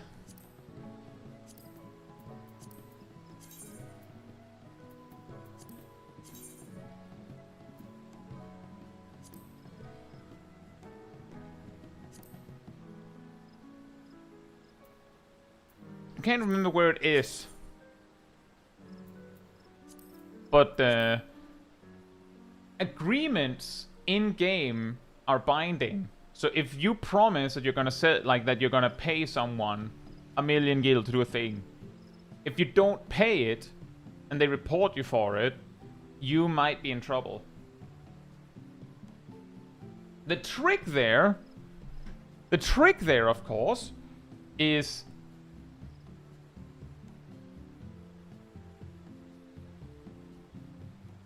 that if you're joining someone to help them with something and they're going to pay you, and they suddenly want to take the conversation off platform, like out of the game, take the discussion in Discord,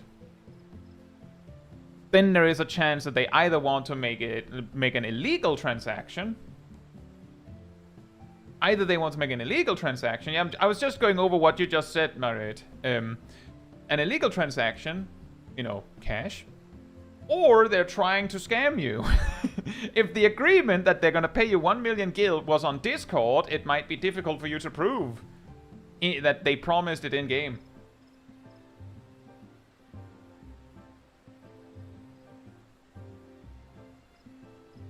Yeah, Merit, I was specifically saying as you came back that if they take it out of the game, it's more likely that the person is trying to do something that they're not allowed to talk about in-game. Whether it's promising you money that they're not actually going to pay you, or trying to make the deal in currency that is not allowed. Butterfly says, what about fresh M12S 2,000,000 gil if you get me a clear? That's legal. That's allowed. If the group is really bad, you can promise to pay a lot of money. Yeah, I mean, the trick there is that if you're promising 2,000,000 gil for the clear, but it's very obvious that you can't do it, then the people that are trying to help you will probably clock that pretty quickly and just scoot. Like, that's the trick. Like,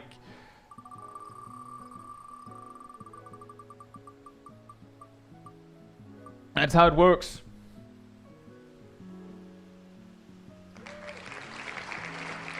Anyway, let's finish with the economy talk and let's get back to actually playing the game, right guys? Samurai, I will queue when it says 30.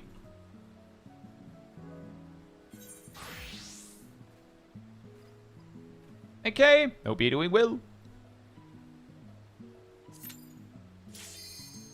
Wait, there's a game? Yeah, I know. This very social chat room actually has a game in it as well.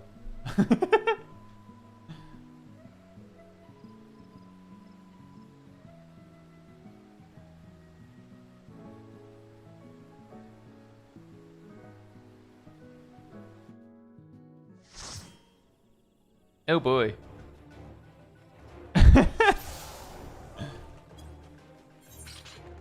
It's under the armor! Check out this epic rotation! Ha! Swing swong! Swoosh swoosh! Swing swong! Swoosh swoosh!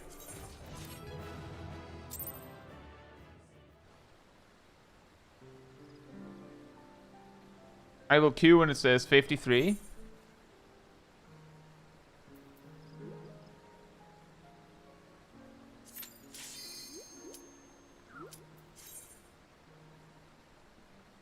A haunted mask?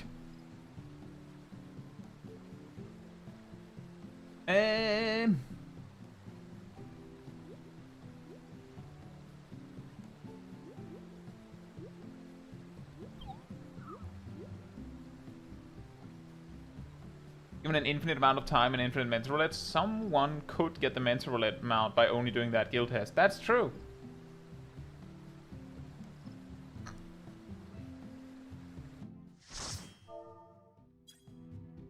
Hey, helium! Oh boy!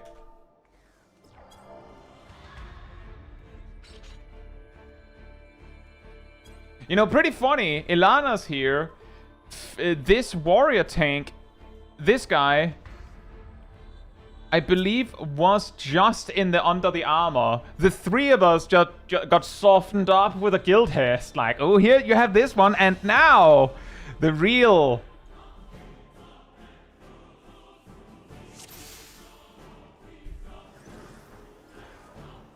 It looks like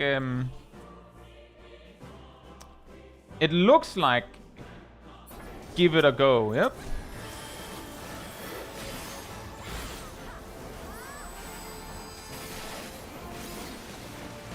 You have the men's mount already? I do not. If you've seen the video series, we have quite a ways to go still. He's dead.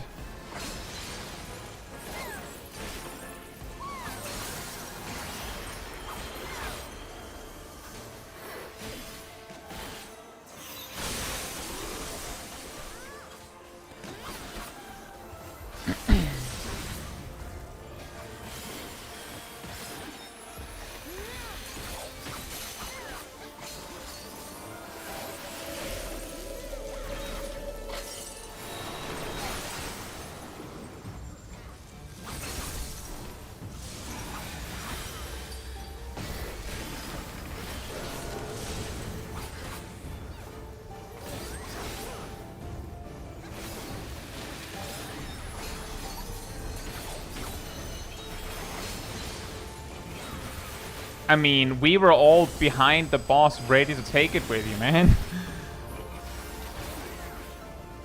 And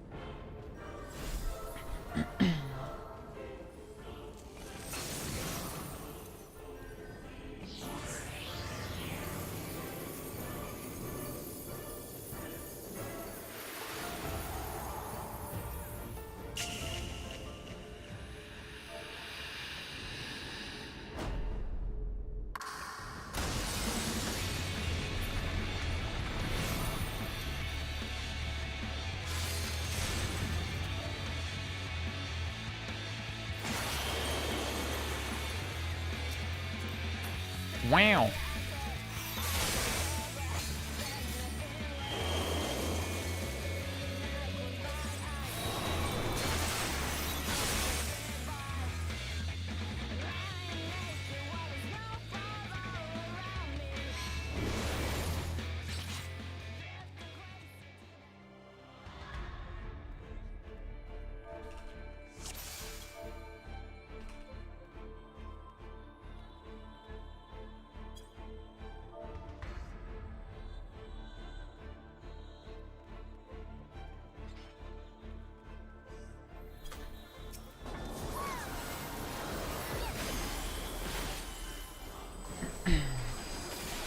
Let me try that again.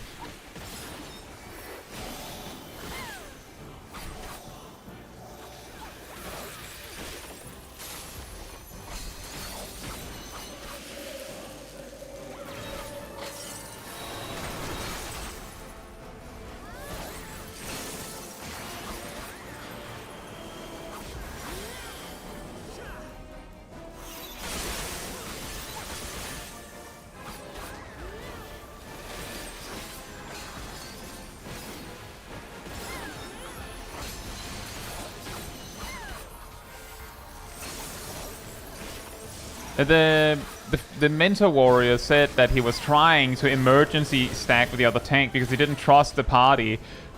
Fair, honestly.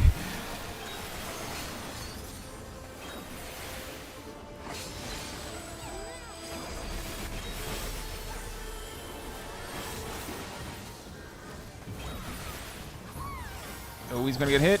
Ugh. At least we're alive.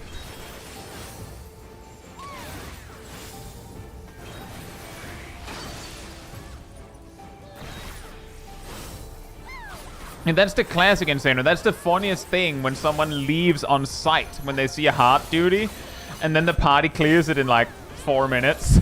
It's like, well, you missed out. Enjoy your, I don't know, 10-minute normal trial over there. We'll be here getting the free win of an extreme with 8 people that know what they're doing.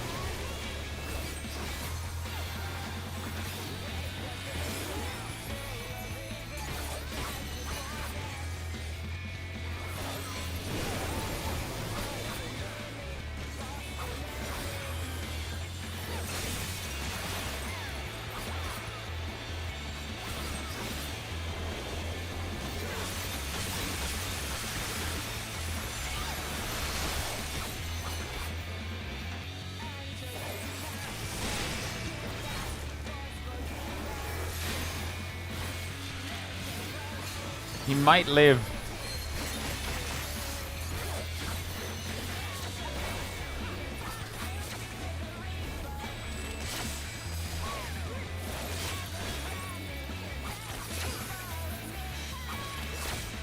Yeah, fine.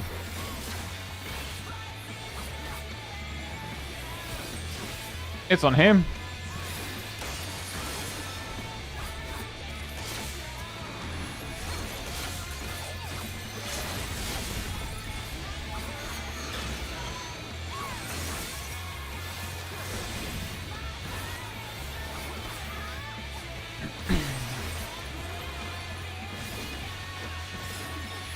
Oh, that's a sword.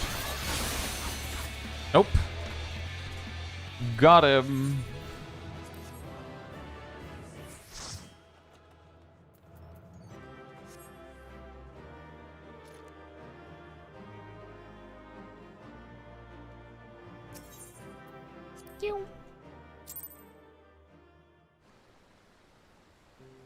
It seems easier than Bogman. Weird, you aren't done. Yeah, you're right. We're just bad.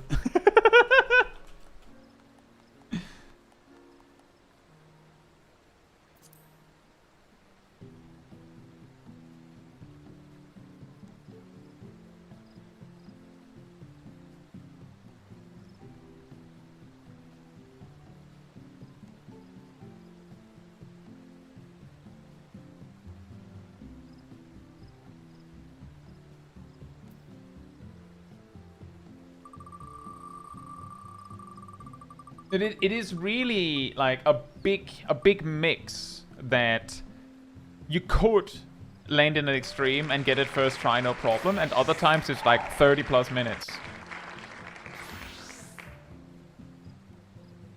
All I ask when you like in extension of what Kay said, I've said this a million times, if you're gonna queue for an extreme, try and do something like just look into the fight. Maybe look into your job to make sure you know what you're doing. Anyway, if you are enjoying the stream, it does help a lot with a like over on the YouTube side of things. And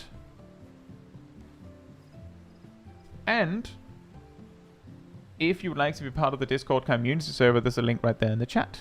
There's lots of cool things happening over there, a lot of discussions. Anyway, Machinist next. I'll queue when it says 28.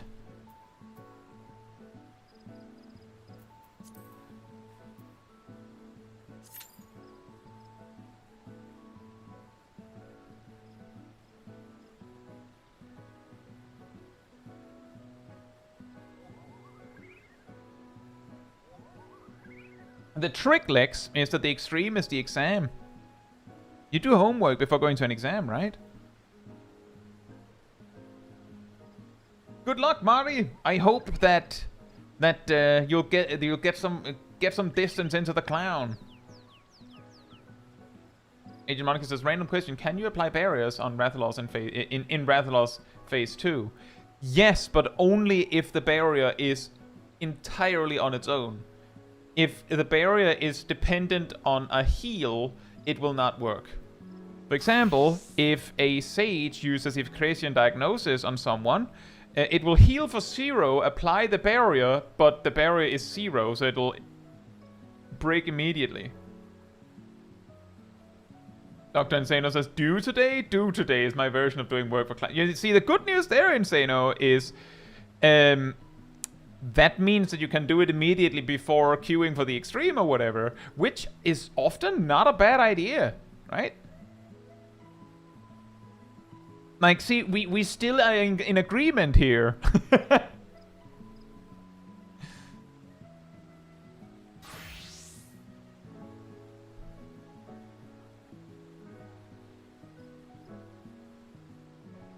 So you're supposed to study for exams?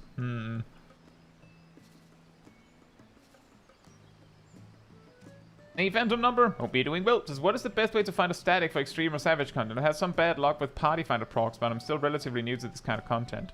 There are various communities, like on Discord. I think there are subreddits.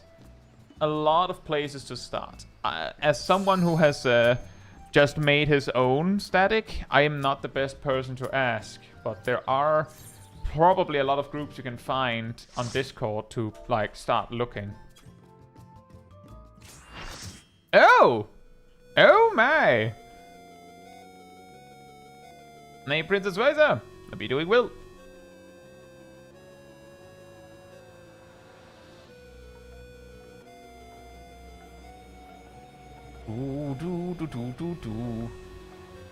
There says, I just beat this guy in Extreme. Nice.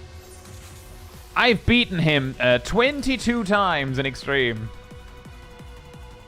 All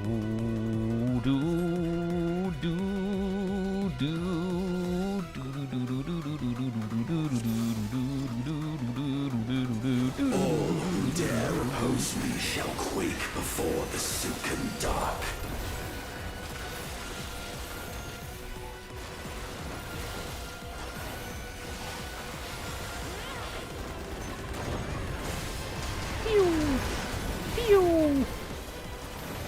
I spin!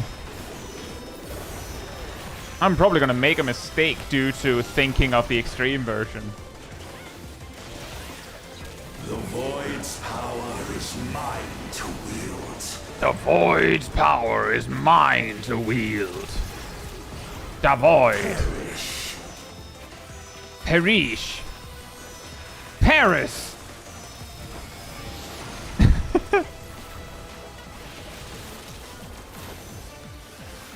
What are we doing in France? Paris!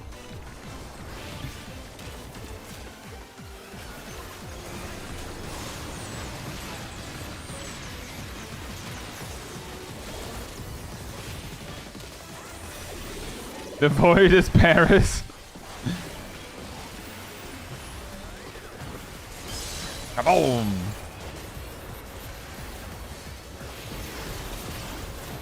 Accept your downfall. Oh, this fast? This early? Time to walk the dog. Open the door, get on the floor. Whoa, whoa. Oh boy.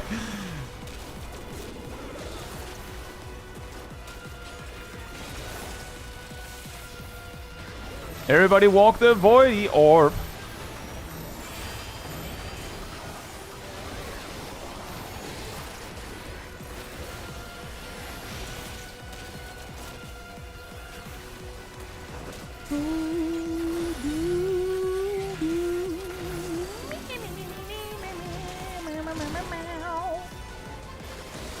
Doth the yawning rift not tempt you? Doth the yawning rift not tempt you? It's his It's his discount store, the Yawning Rift. Are you not getting tempted, guys? Would you feed your pet Void Orb? It's a good question.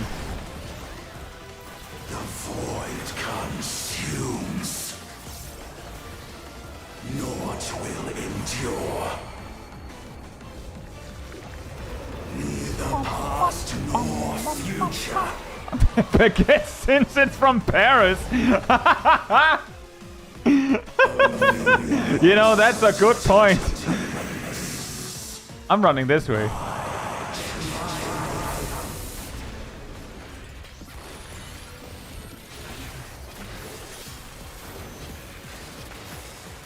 The manatee feeds on Void Orb. You know, that is also a good point. That might also make sense. So many dudes!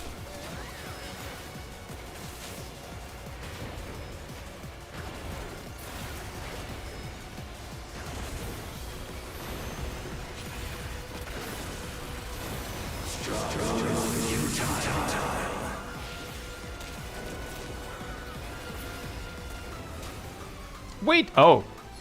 Run!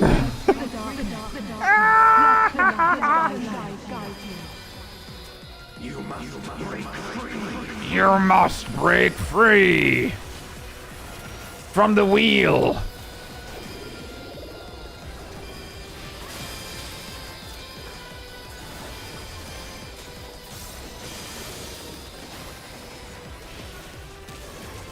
I will free us from the WoW.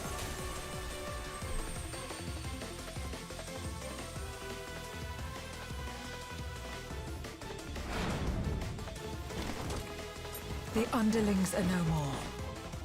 Now to deal with NOO. Fantastic. Life and death rendered meaningless.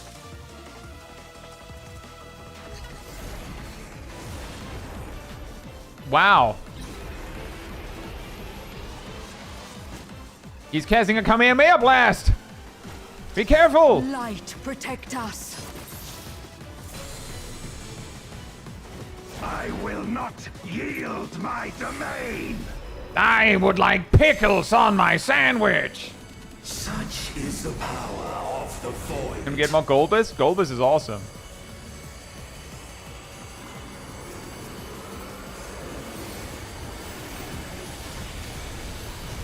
Blarg!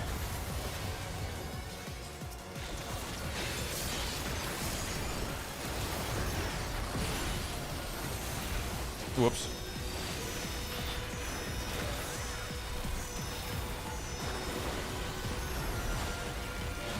The void shall never cease to be. My power is Did the Pictomancer fall down?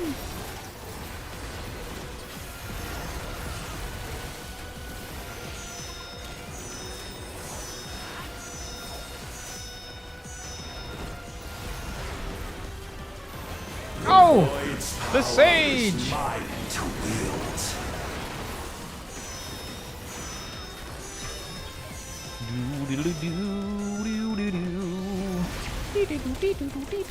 Dust in all bounds Oh! cease to be. Take this! Boink!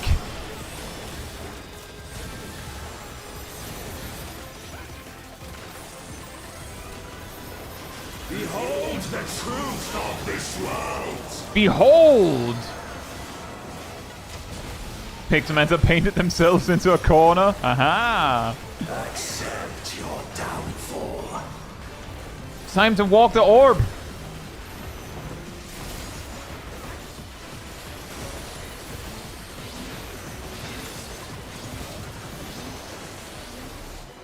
Yeah.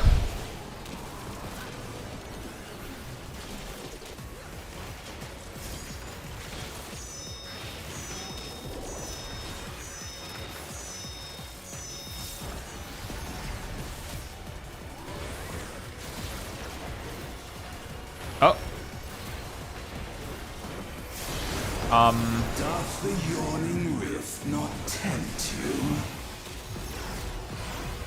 Be still.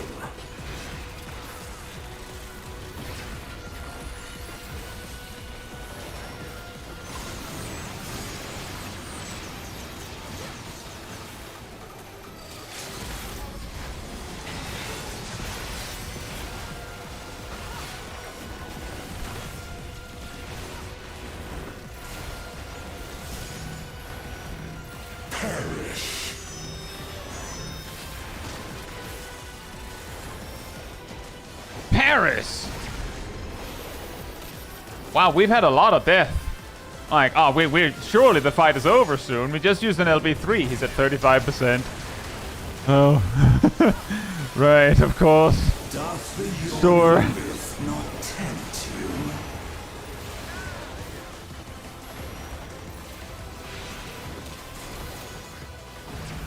Be still.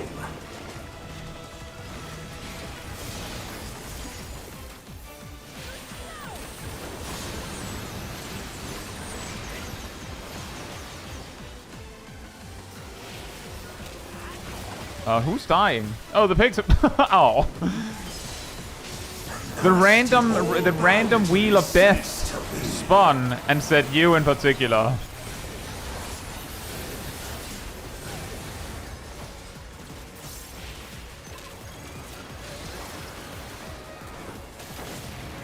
Why does this always happen when I'm on Machinist?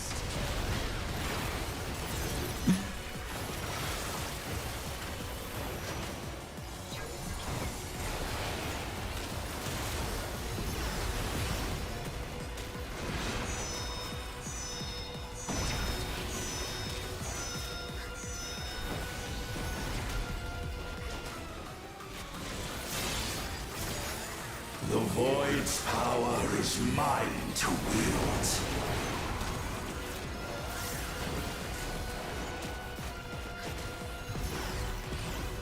Perish.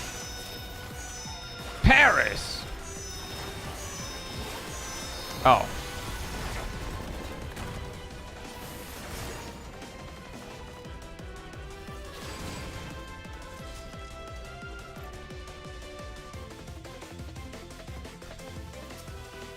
Oh boy. All who dare oppose me shall quake before the silken dark.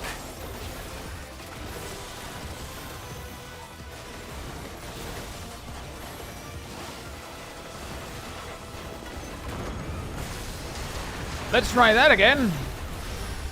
It's a long way back. That was 10 minutes of combat. The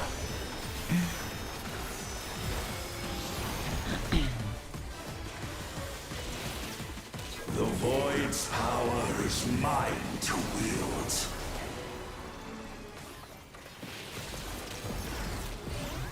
Perish. Paris! Yeah, exactly, Bulky. We finished Shiva Extreme faster than this. With a wipe. Be still.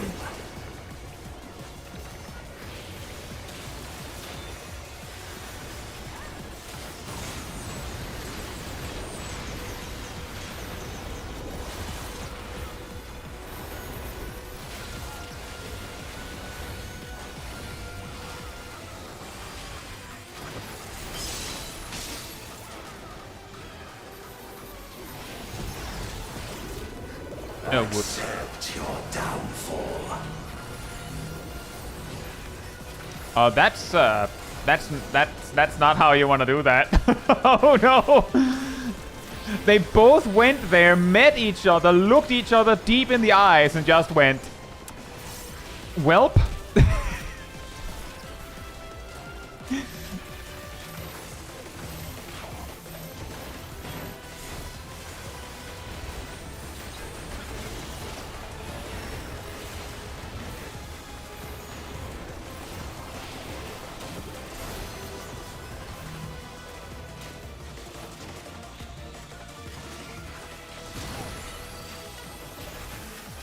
Doth the yawning rift not tempt you? Doth the yawning rift not tempt you? No, your discount offers are not to my interests. This is last year's fashion.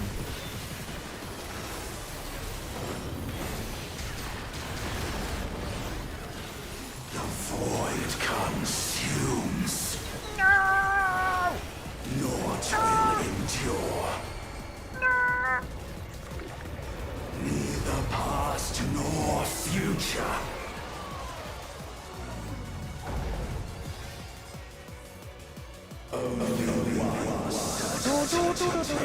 Hey, Bread! It's Bread!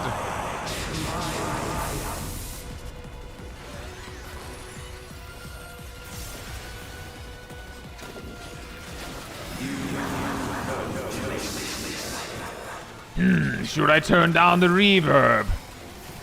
Nah.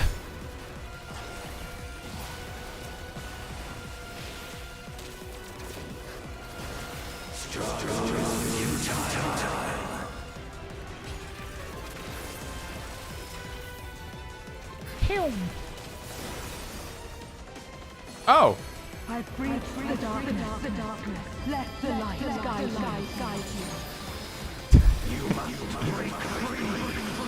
Free. They're talking through the same mic as NUO. Oh, you guys want to have a turn too? Okay, just speak into it. It's a pretty heavy reverb, but I'm trying something new. I'm pretty sure it's mega tight. I'm sure it's good. Hey, Gigapoggers!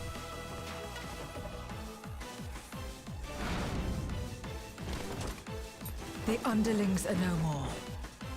Now to deal with NOO. Life and death rendered meaningless. Are you scared? Reverb is scary, right? Right.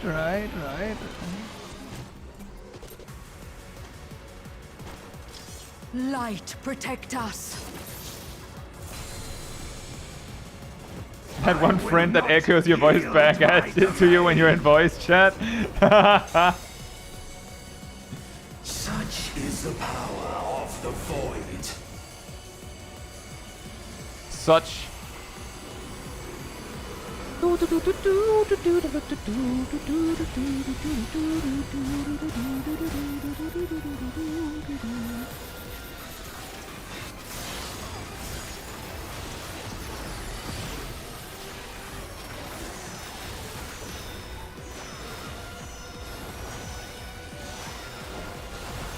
Oops. The void shall never cease to be. My power is absolute.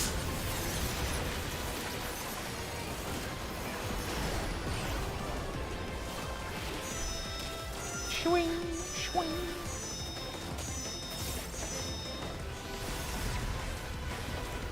The void's power is mine to They have started to get very fancy with cutscene cameras, I think. They also started to use a lot of depth of field stuff. Thus did all boundaries cease to be. Get dismantled.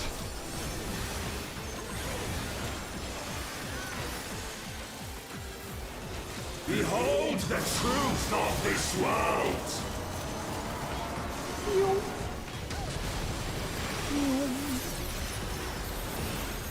Accept your downfall.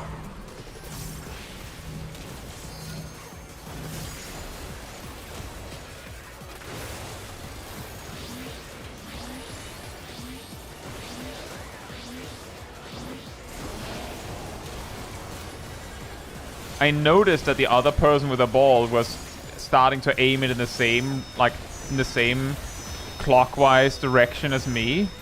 So I ran all the way around to fix it on my side because I was not gonna die to that.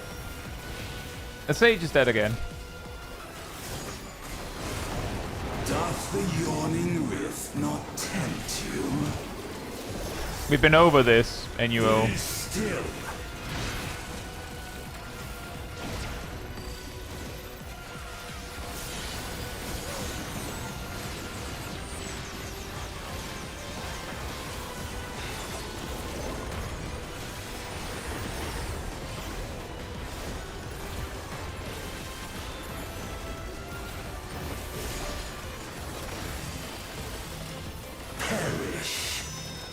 Paris!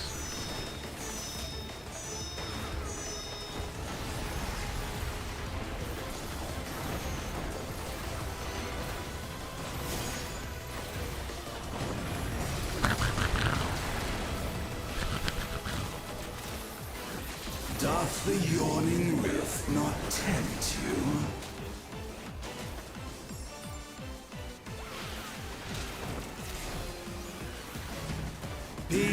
still.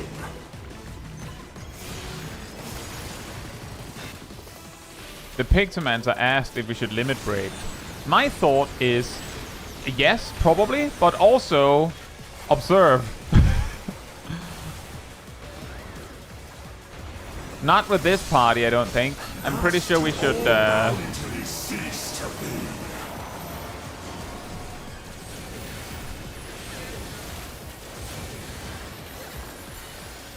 should be saving limit breaks for recovery reasons.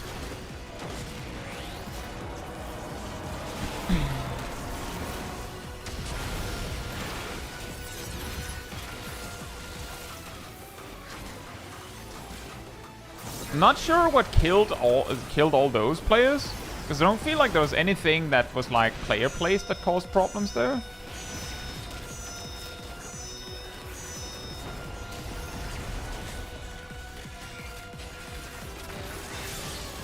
The Void's power is mine to wield.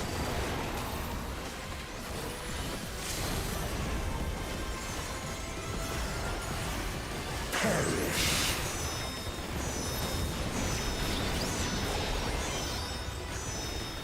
It was the Pixelmancer LB, I think. And 2 dead again.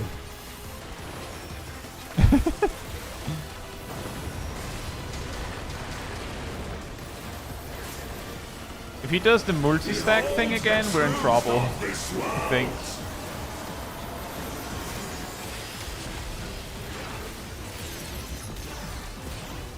Accept your downfall.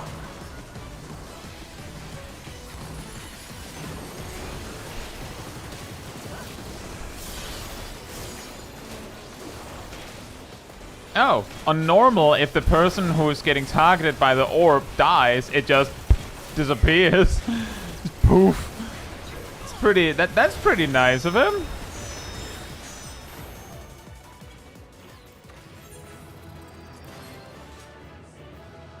That white mage must have a really have a huge pain in the back right now.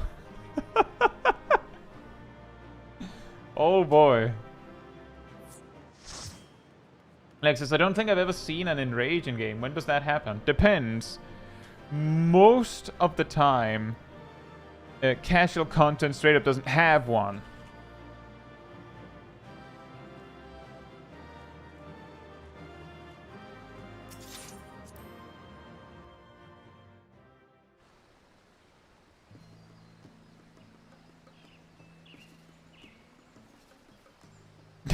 The white mage stepped outside to have a smoke. Yeah, that's true. Example, Hades normal has technically a hard enrage in his final phase. But most of the time, the way that it works, Lex, is that at some point the boss will just be like, nah, I'm tired with you. And then they'll do a really long cast, sometimes of an attack they've used earlier. But this time it just kills you, just... Are soft enrages more or less common than hard enrages in normal raids? On the assumption that soft enrages are like attacks that build more and more, I think they're probably at least as common or more common than hard enrages in normal content. In content in general, soft enrages are really, really rare. I will queue this as 55.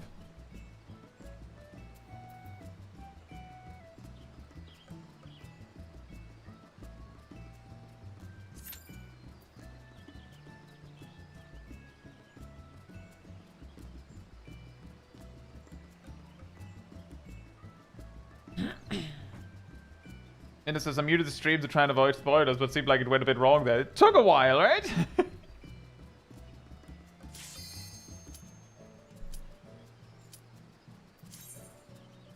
Oh, are we getting a guild test? Well, Brett, I kind of assumed it was both, right? Save is here.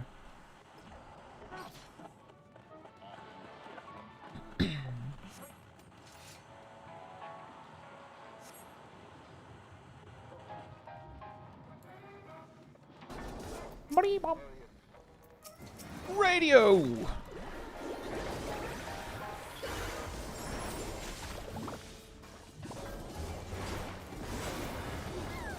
Oh yeah, I don't have 2 charges.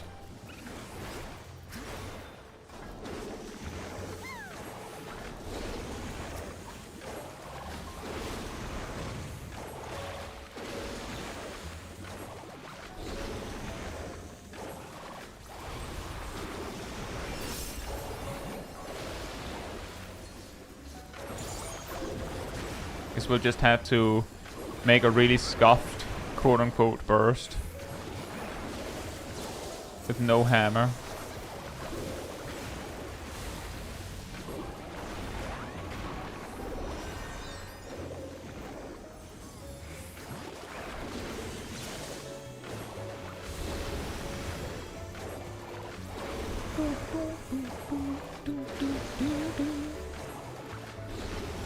Go wild on that piano!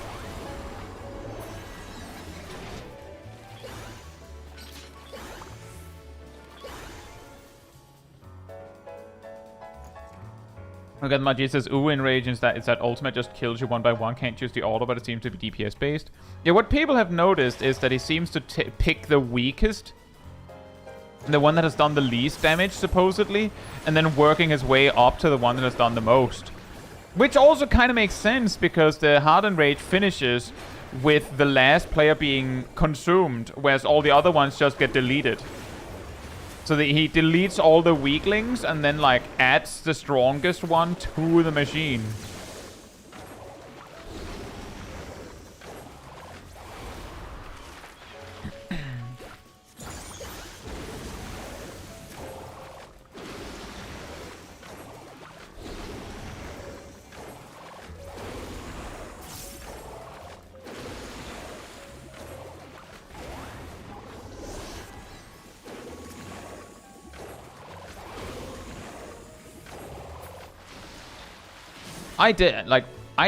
One of my favorites is definitely M8S, the phase 2 one, where he gradually deletes the arena.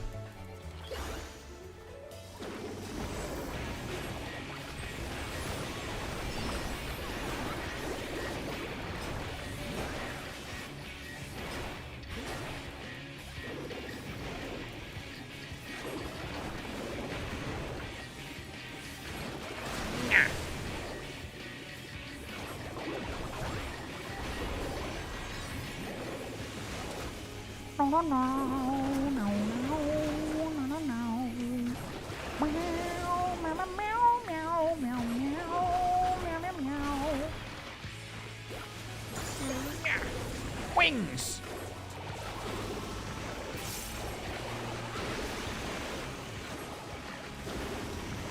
Dude was cleaning the arena in half. I think that was Tyrant.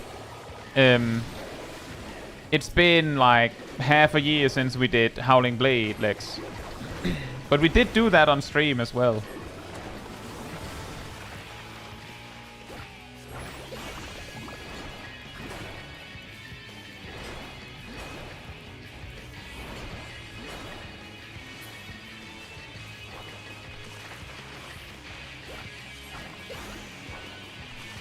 Take your time, buddy.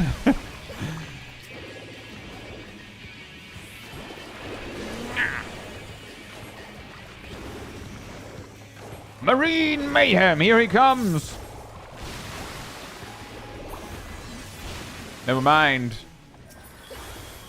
There he goes.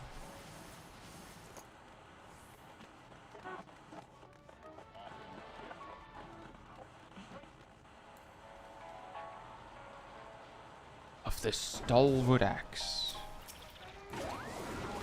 Boink. Boink.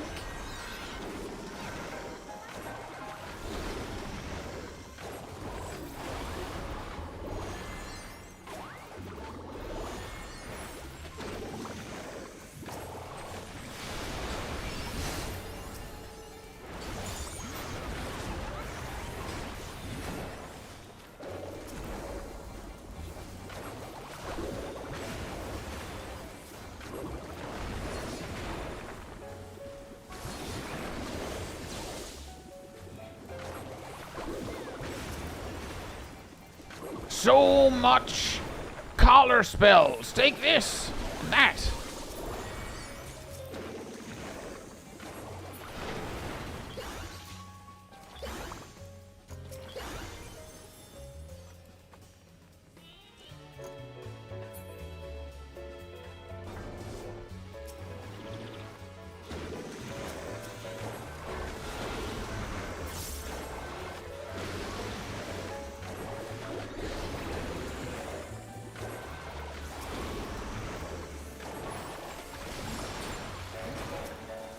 Hmm.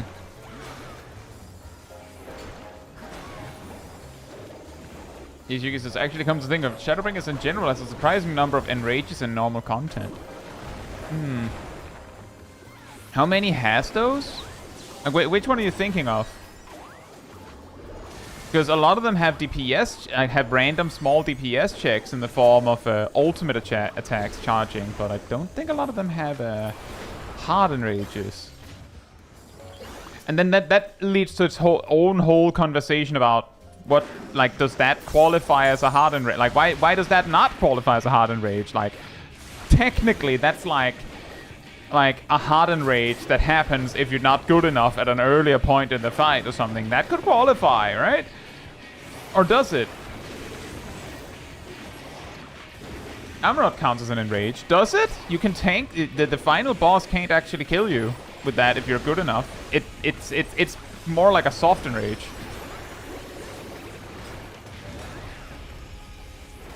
The second boss, yes, that one has a... Yeah, that one is also weird, because that one is like... Yeah, I guess that one does have a hard enrage, yeah. That's true.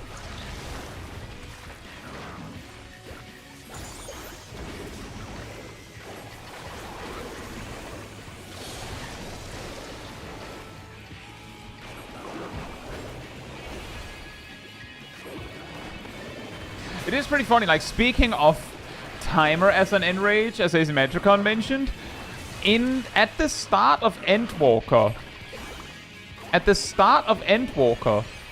the first boss in Pandemonium was quote-unquote so easy that the only tank, if I recall correctly, that couldn't solo it normal on patch was Dark Knight, because it didn't have enough self-healing. Didn't mean that it was bad or anything, it was just it didn't have enough self-healing to do it. But all other tanks could do it, supposedly. Oh, whoops. And the thing that was the only real limiting factor on whether a particular tank could do it or not came down to whether you could do it in 90 minutes or not. Because of the duty timer. There's a second boss of Temple of Khan. Hard still has it. It still has its, I guess that is a hard enrage, yeah. I think if we're going to be a bit pedantic about it, which we often will be, I guess, then a hard enrage would be something where if you don't make the check, you are guaranteed to die, and even if you survive by some magical means, the fight will reset anyways. But that also counts failing certain ultimate attacks.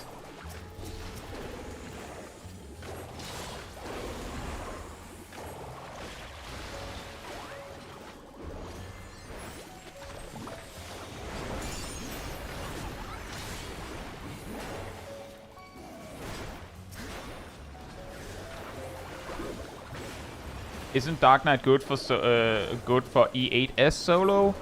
I couldn't tell you.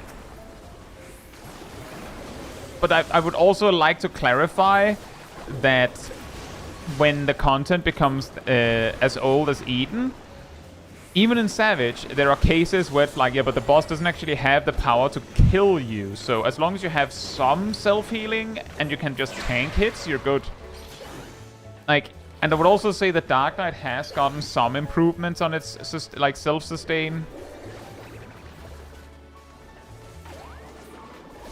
So it wouldn't surprise me if it's good for that.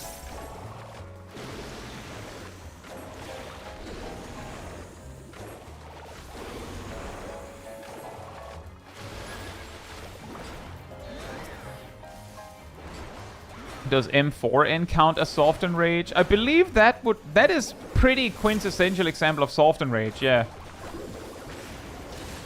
Because soft enrages are typically like hallmarked by the mechanic repeats gradually increasing in intensity until you get it. Another example is some bosses, I believe Tsukuyomi has it, will just, like, will loop a set of mechanics, but one of them on each loop will, like, get an extra hit. Like, a multi-stack that on the first pass does, like, 3 hits, and then on the second pass it does 4, and then it does 5, and then it does 6. At some point, it's not survivable anymore. And yeah, Don Meg also has a Hardened Rage. In a way. The reason why I feel like that one is like, in a way, is because it's a Hardened Rage, but it is also like a case of it happens by virtue of you messing up the mechanic. So it could also just, like, quote-unquote, messing up the mechanic. It has a deadline. If you do the mechanic correctly, but the fight takes too long, then you will fail anyway. So in a way, it has a Hardened Rage. And that Hardened Rage can come sooner if you're bad. Hey, Tina Lee. Hope you're doing well.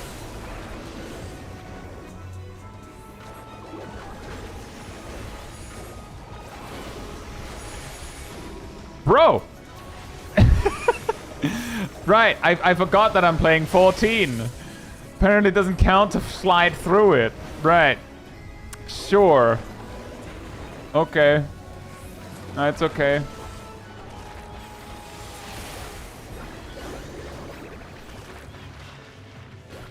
In my defense, if this was Fellowship, it would have worked.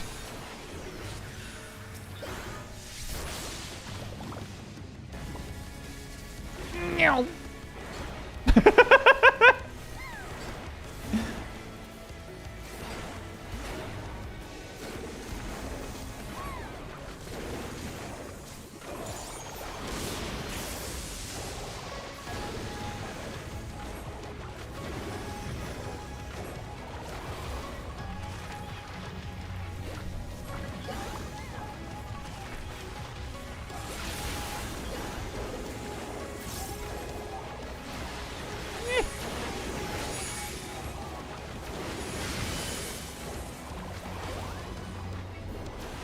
No, it's mine.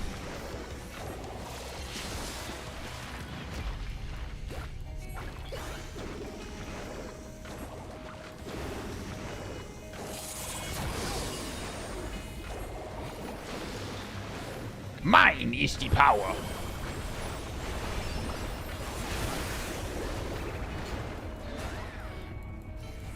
Mine is the orb. Yoink. That's really far away. That one is also really... you know what? You know, Quetzalcoatl, you can have those. Enjoy. Have them.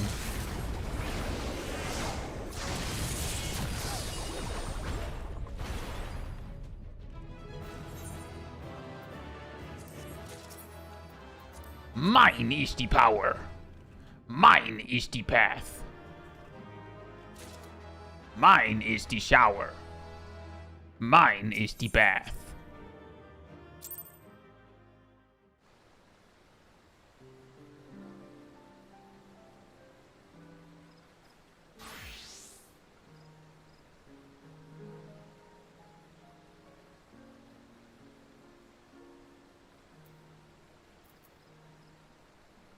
Time to spin the wheel again!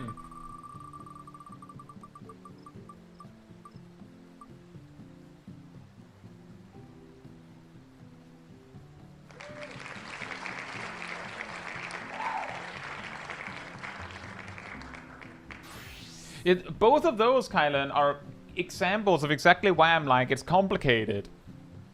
Because those are also often referred to as ultimate attacks, and does that count? I guess it could.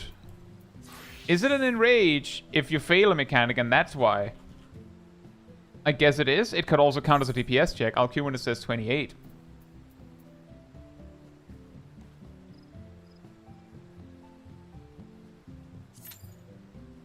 Really weird that.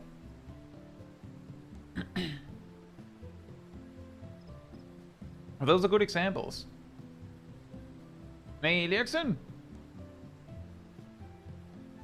It would stand to reason that most enrages are DPS check. Yeah, by like, just logically, a hard enrage existing, just a hard enrage existing is itself technically a DPS check set on you from the word go, right? I'll say Volian. It is a DPS check that has an enrage. Don't all DPS checks then have an enrage, Kylan? Because, like, basically everything that we qualify as a DPS check tends to come with a huge fine if you don't get it right. I guess there are DPS checks that are just like, well, if you do it slow, then you get punished more. I don't know.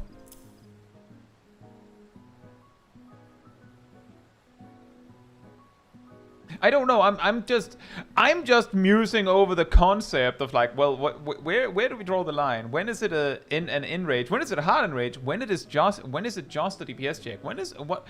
An ultimate attack can be an enrage if it maxes out.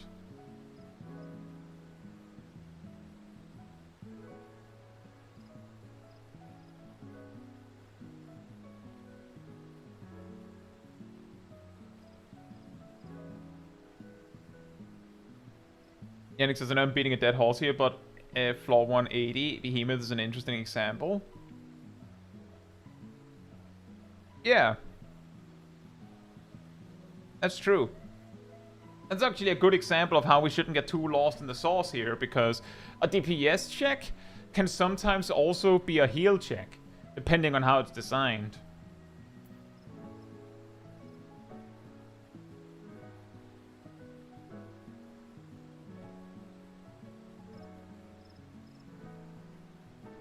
Look at all this sauce. Let me see. Let's go with Sage.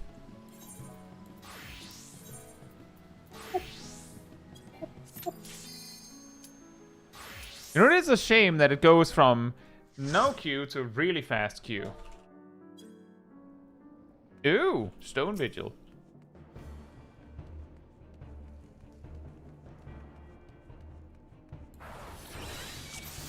It's the Stone Vigil.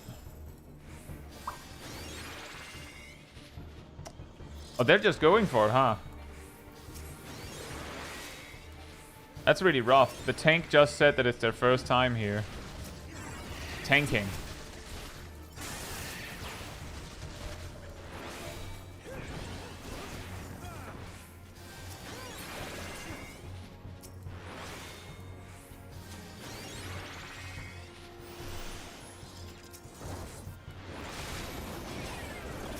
Hey, Abby! Hope you're doing well.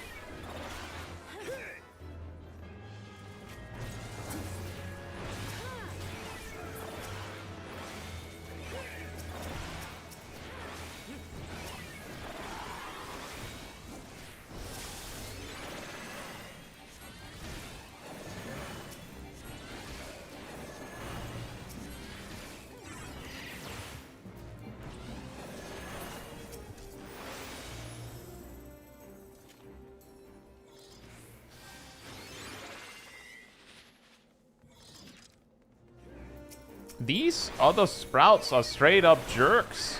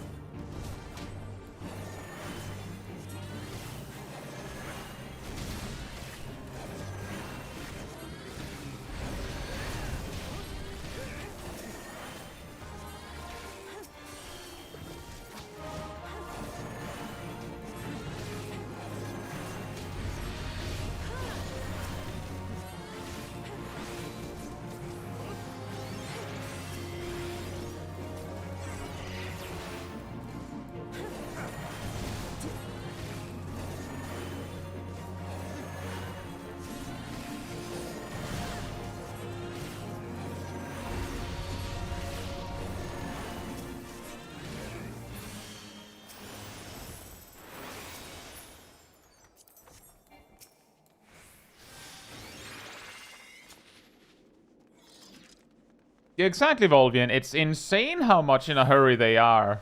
Considering that, like, we're not, like, the only thing that you're doing is you're gonna make the mobs go all over the place, and your AoE is gonna be bad. Like, if the tank was, like, really slow and not, like, running right behind you, then maybe there could be a conversation about it being faster to just pull for him, but not in this case, I don't think.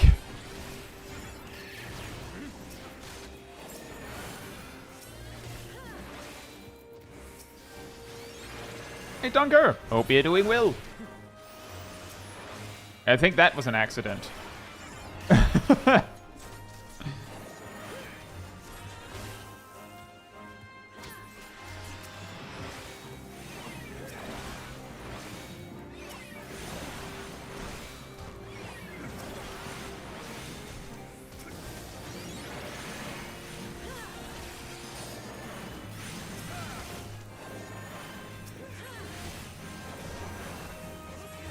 Would be good if, for 14, if tanks could grab tunable effects from others onto themselves. I think that would be bad. It would be exceptionally convenient, but I think it would be bad, because it would make it, like, basically impossible to put anything actually problematic as a removable debuff. Because you would just have the tank take it. It would be really cool, but I feel like it would massively hinder the amount of places you could actually now put tunable debuffs.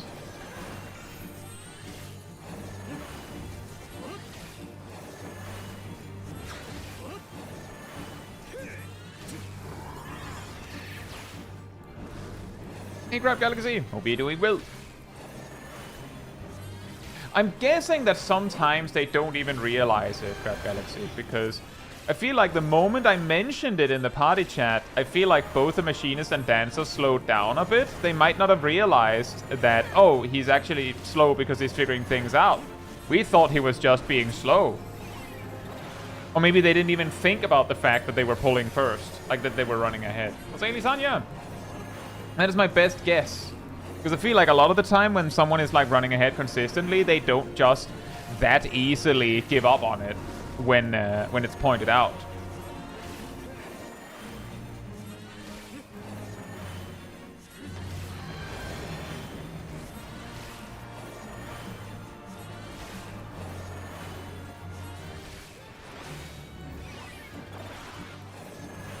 Like, I don't mind either way. The reason why I'm like, can you guys wait, is that if this guy is actually tanking Stone Vigil for the first time, it would be cool if he had a chance to actually learn how the pulls go instead of them all being janked up by 2 DPS running ahead to, like, mess it up.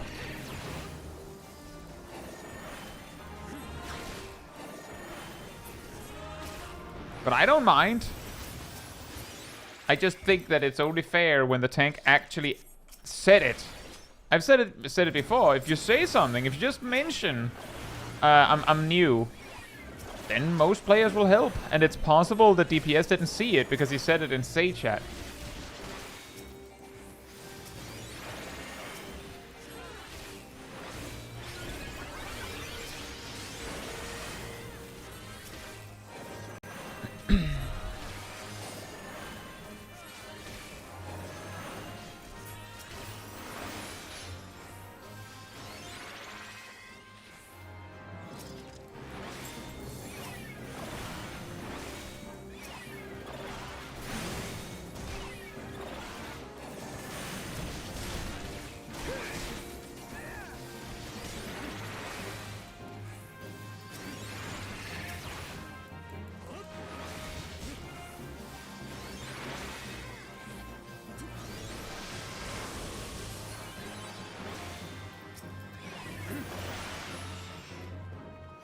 Also true, Evie. If you are going to pull ahead, then at least, like, bring the mobs right on top of the tank.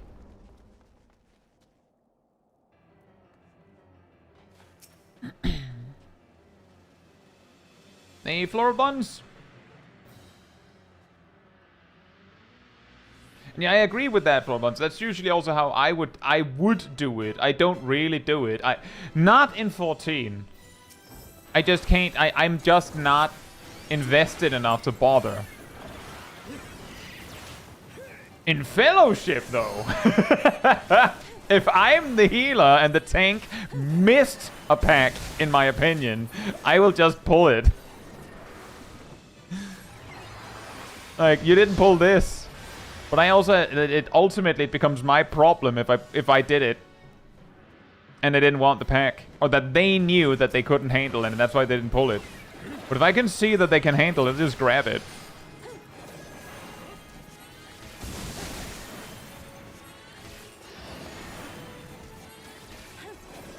Need that juicy completion percent. Yeah, exactly.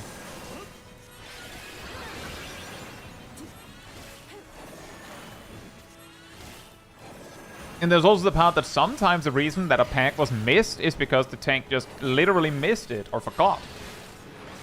Or is trying to go a specific route and then they missed that mob is also needed. And ultimately it all comes back to, well, I know that it's needed, so...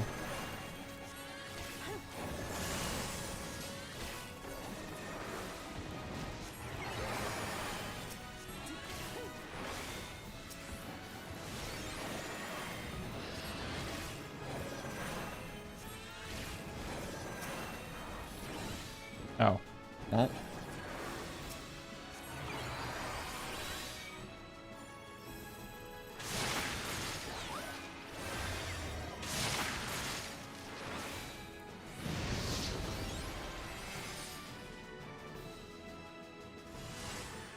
Awesome save. Thank you, Ilana.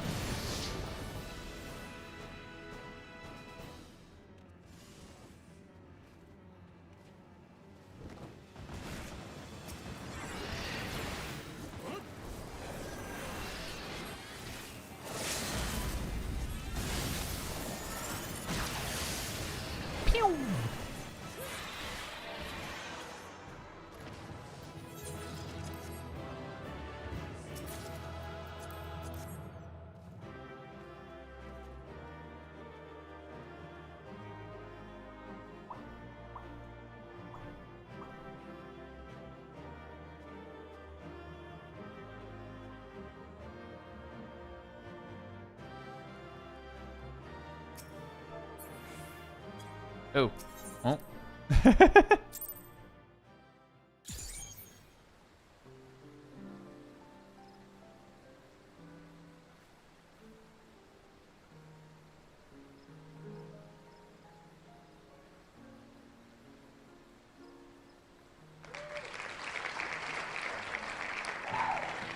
Wow! Let's see if we can get that monk Q pop. 18?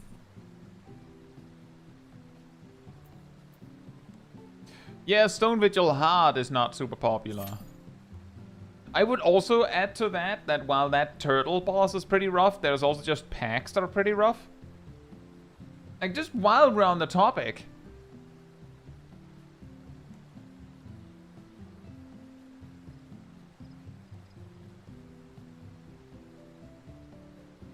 Volta, I assume, just to be sure, I assume Volta is Civ. So it's just managed to do Garuda EX with 7 players on the first try. Nice.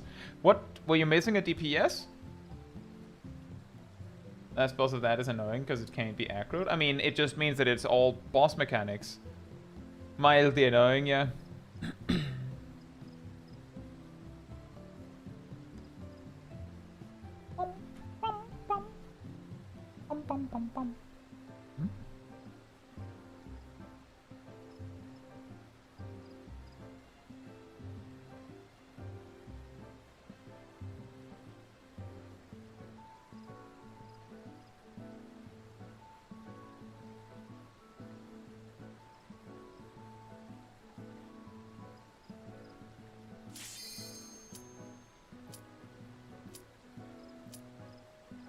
Oh!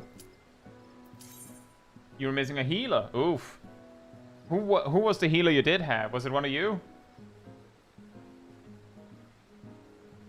There's 6 sprouts and me, so I had to quickly look up your guide. Ooh.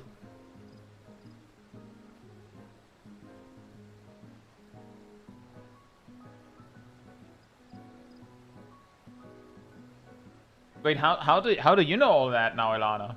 Were you talking with Civ? Were you in there too?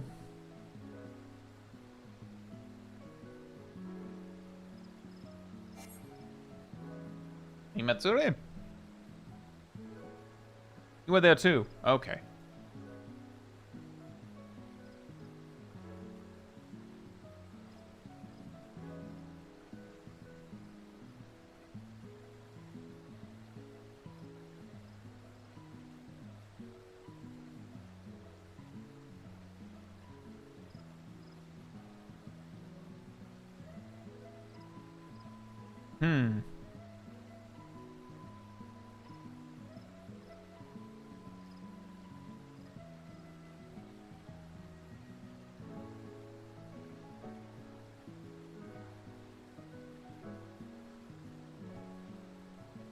That's fair, Walter. That can happen. I'll say, hey, veteran.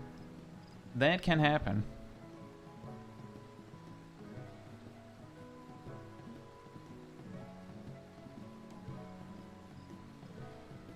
So it says, also on the topic of looking up guides, it's so funny how my YouTube search history is job 1 to 100. Ah, yeah.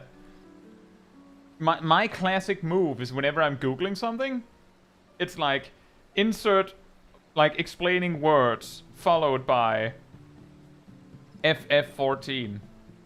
So much that if it's a different game or not 14 related, that I have to be like, oh, right, no. Not that. Give it another 30 seconds. We were that close. We saw the queue pop.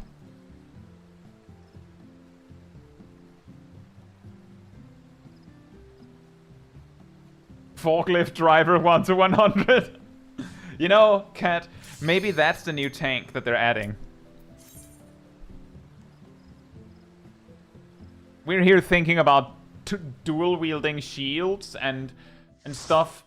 And what it's actually going to be is straight up just a forklift driver. Oh!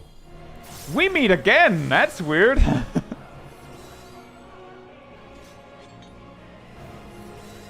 Hey, Sims Noel, hope you're doing well. If the class is considered bad, it's hard to get into raids, get invited to raids. Some players would tell you that there is such a thing. Most players don't care in, like, nearly all situations. In the absolute hardest content, people might be a little bit more discriminatory in the first week, but let's just say that if you're good enough to be there, there's a very real possibility that either A, you have a static raid team, so it doesn't matter, you've agreed with the raid team that you're playing whatever job you want to play, or B, you're dedicated enough that you will just play the good job anyway, or you will deal with the situation and make your own party, things like that. Like, it is a small enough problem that you can easily play around it, to my knowledge. So play what you want. Everything is viable.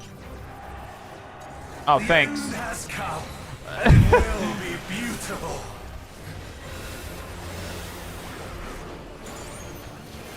That GCD1 battle, boys. The marvels of circuits were but playthings.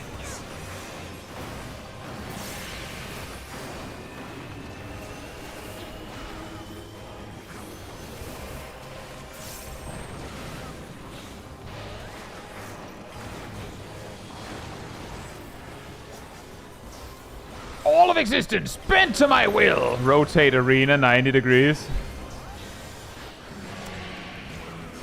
Nice.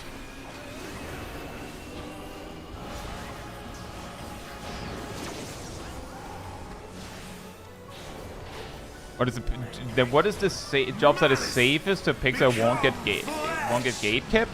Let's just say that by the time that you're doing content where this could even remotely be a problem, Sims, you will have had plenty of time to unlock and master and play several jobs. So I don't need to tell you. However, in the recent few years, Paladin has been a pretty solid pick for tanking. Scholar has been a pretty safe pick for healing, and Dancer has been a pretty safe pick for ranged physical. And Red Mage has been a pretty safe pick for mages. live to see the end. I think actually Monk has been pretty safe for melees, but I don't know for sure. But point is, by the time you're doing that kind of content, your character will probably have several jobs unlocked. So you don't have to worry about it. Just play the game. One character can unlock all of the jobs. You don't have to... You're not making any lasting choices here.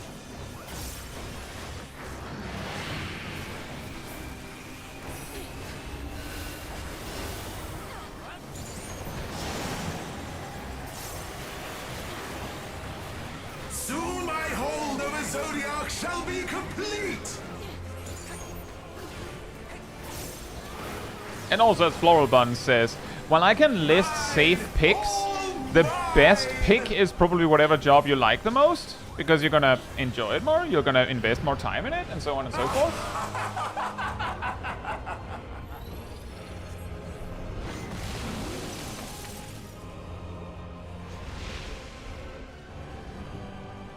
At last, I am become Zodiac. Hey, Blobsteps, hope you're doing well. He am become Zodiac.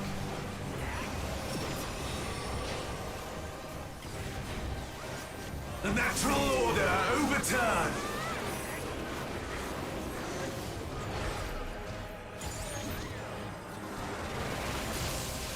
All in existence, bent to my will.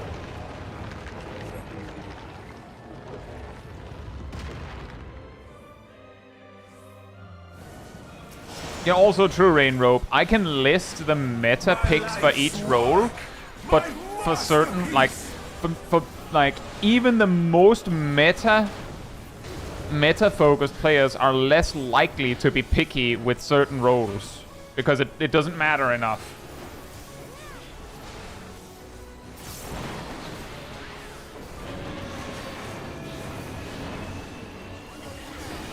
But I'm going to assume someone that is like looking to pick up the game and the first thing they worry about is something like this tends to mean that they've had to deal with this in the past. So I do think that it is at least worth bringing up the you don't have to worry about that angle.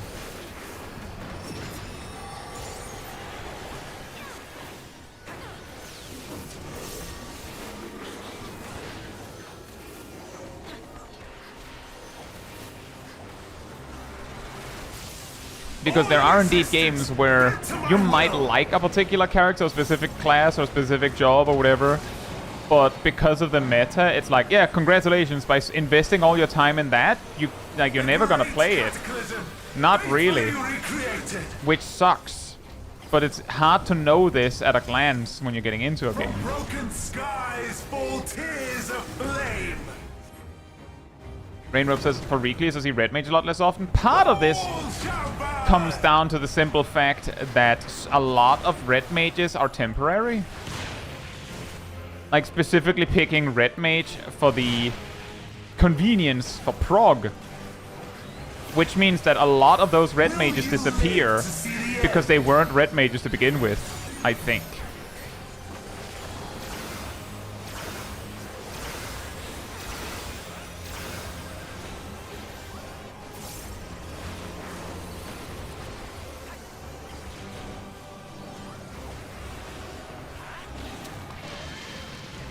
Resonault says, being a casual scroll does mean it does have its benefits. I've never had to care about meta. I haven't either, and I'm savage rating. Oh, that's mean. Isn't it this? Am I stupid? Yeah, I had a feeling. I guess it was so unbelievable that the boss had the audacity to steal our melee uptime that everyone just didn't think it could possibly happen.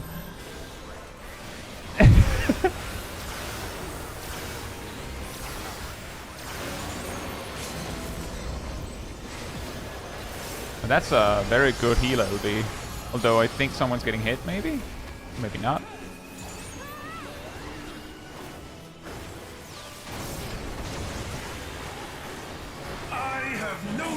And what is Cat now? Not a red mage. Well, thankfully, that is of his own decision.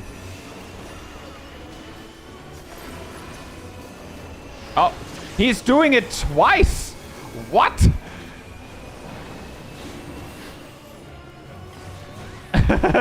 Not quite losing melee uptime, but wow, 2 times?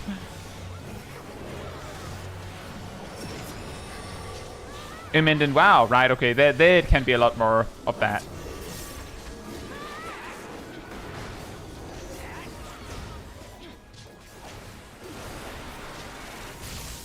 All in existence, bent to my will!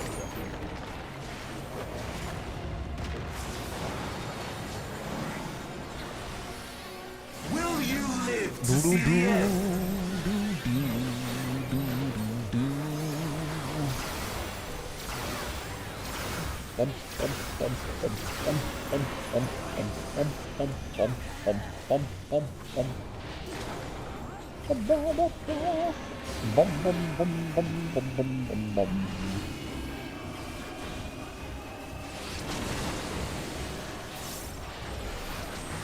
Wow. Oof. Hey, go. Hope you're doing well.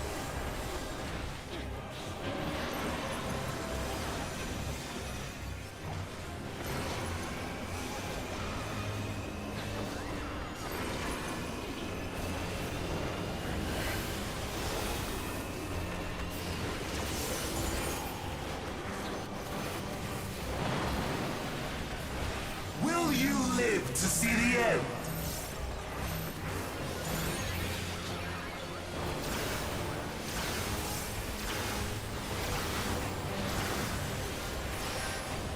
Oh, I don't think any healing was needed there. Oh.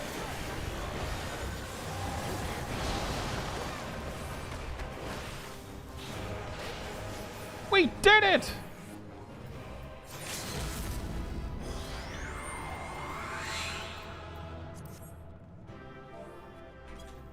Aliver!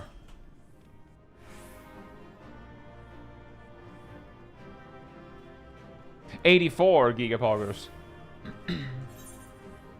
I think 83, 84.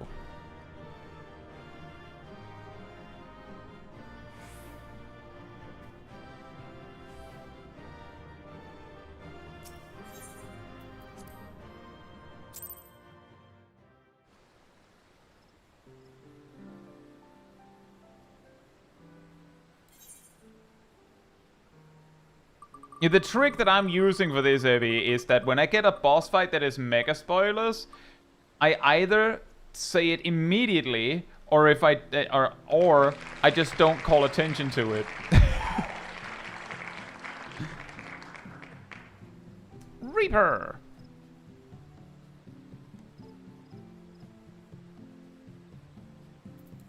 Occurrence says 30.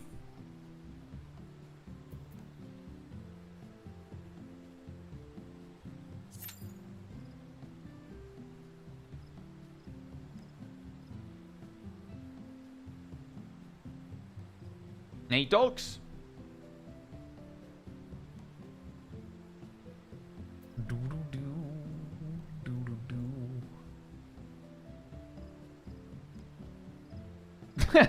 Rain rope with the "don't worry, if you're bad at every job, you'll fit right in Party Finder." A lot of mentoring in today. We just did duty number 11. We had a stone vigil with a first timer gunbreaker, as in a first timer as a tank. So I nicely asked the 2 also sprout DPS to slow down a bit, because they pulled, like, they were like exactly 1 step ahead of the tank all the time. Like, it's really silly. We also did Annuo, where we actually wiped, that is EX7, but it was a normal. Which was really funny, because just before that, we did, like, the one try we wiped on Enyo took 10 minutes. Wiping. It took us less than 10 minutes of Shiva Extreme just before that.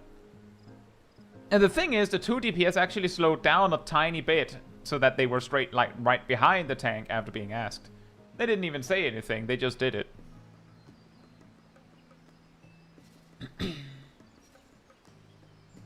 I mean, if they hadn't done anything, I don't think I would have, like, pushed the issue, but sometimes people don't even realize that they're, like, doing that stuff.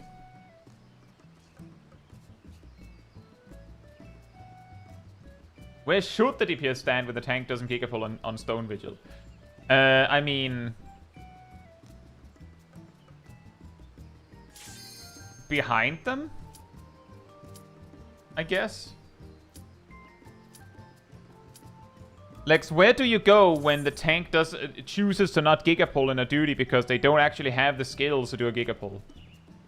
Do you then just pull anyway and then you wipe? Or what? I am perfectly aware that the gigapull in Stone Vigil just pull everything, hit the boss, and then, oh, we have an extreme again.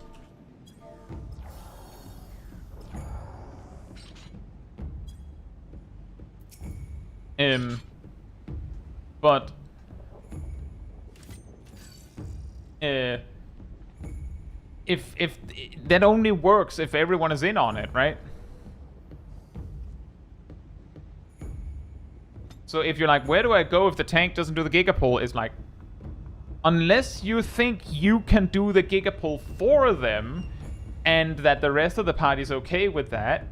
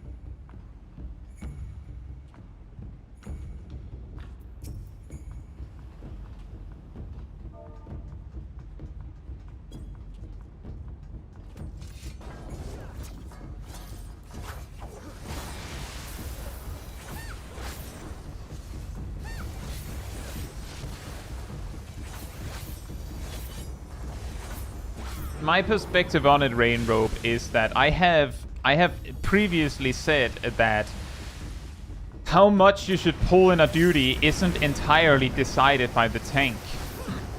It's something the team should decide as a group. The problem is that most of the time, the thing is that people most of the time don't really care enough to, like, raise an issue about it.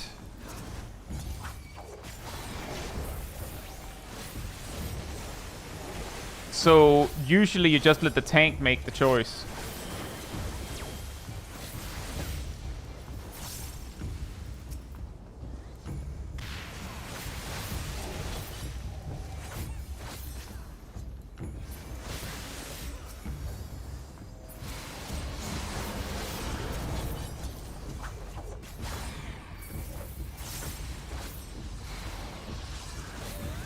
Yeah, exactly. I also just pull really big all the time. So it's like, from me,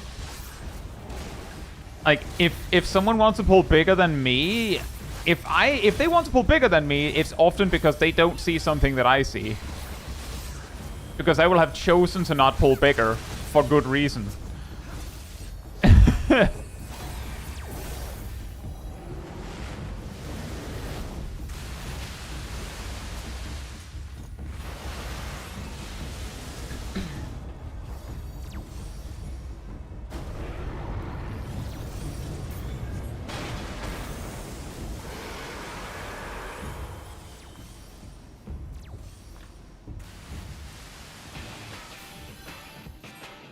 We're losing a healer here, I think. Oh, that was a nice rescue.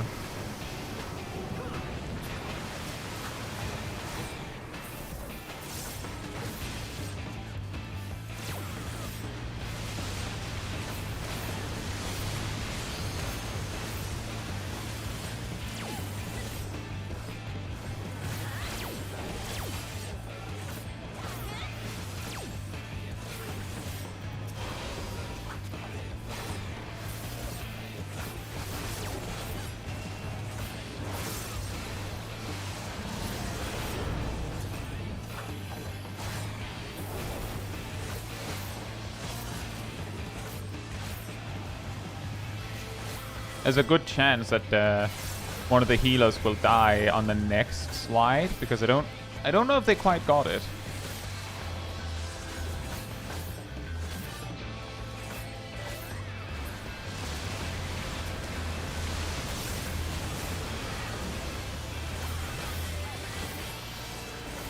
I also don't think they know about the big... Uh-oh.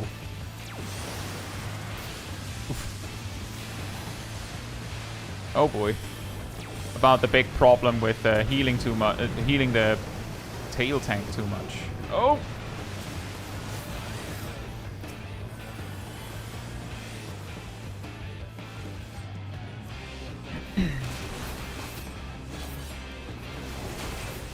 Now we just need to hold for a bit, build resources, survive. Because the boss is invulnerable anyway.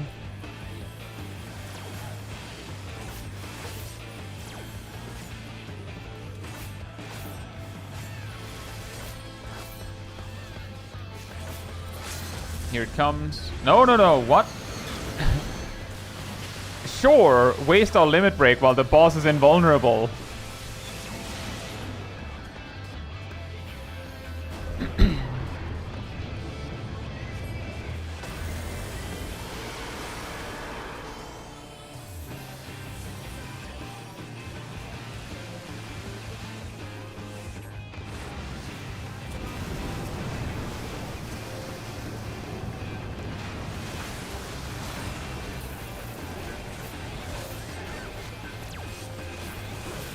There we go. Easy finish.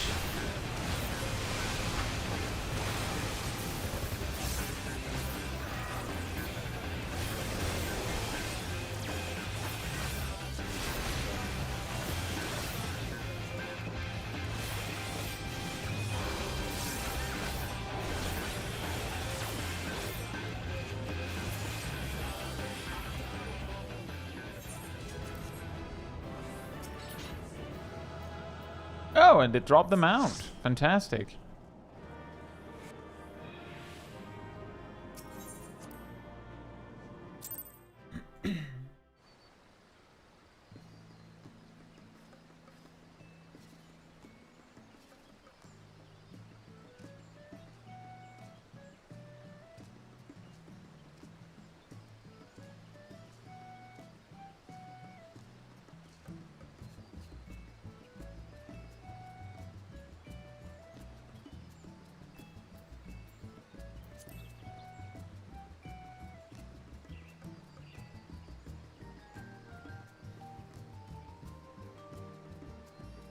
Ilana, were you the scholar?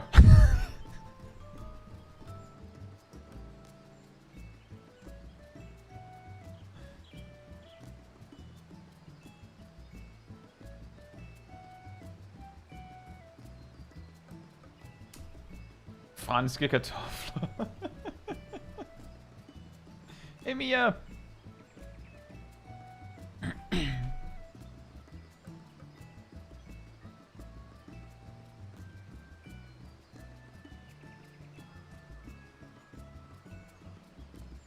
Reaper Seeker says, actually something funny. I had someone yell and harass me for spoilers because I was on a certain mount the other day.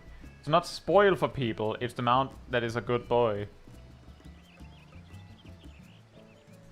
I don't know what it is about Endwalker spoilers that people don't understand. At the start of Endwalker, this was like a huge problem that people would use the outfit you get from there. And then people would scream foul that, oh, that's a spoiler, you can't do that. It's like, look, it's like pro tip in spoilers, everybody. I'm sure you all in the chat know, but just in case someone doesn't. If someone is in an outfit that could be story relevant, if it isn't explained yet in the story, then as far as the Sprout is concerned, that could be a store item. Or unrelated. It's not a spoiler. But when you say that it is a spoiler, now it is a spoiler. Now they get spoiled. by just not saying anything, they don't get spoiled. That's also why I don't make too big of a deal out of it when I land on some more spoilery duties on stream. I'll just be like, if I don't say anything, then big dude with weird tentacly face and missing limbs and stuff could just be Steve, the evil guy that is a level 83, 84 duty. But if we start talking a big game about what it is, then it's very difficult to ignore. There are, of course, voice lines in the fight.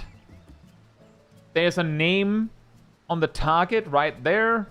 It's really hard to avoid, but if someone is afraid of spoilers, they'll probably see that I landed in a level 84 duty, and they might pay attention to that, and then go, oh, I don't know what this is, and just shut it off.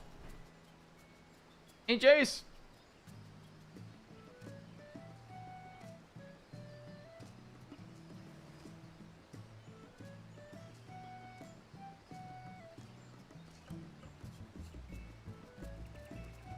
Good luck, Shaq.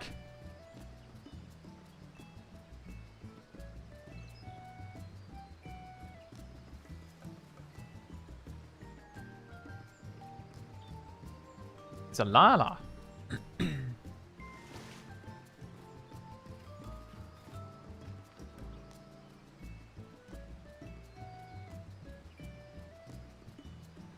Really Freed is a spoiler, /s. Ah, yes.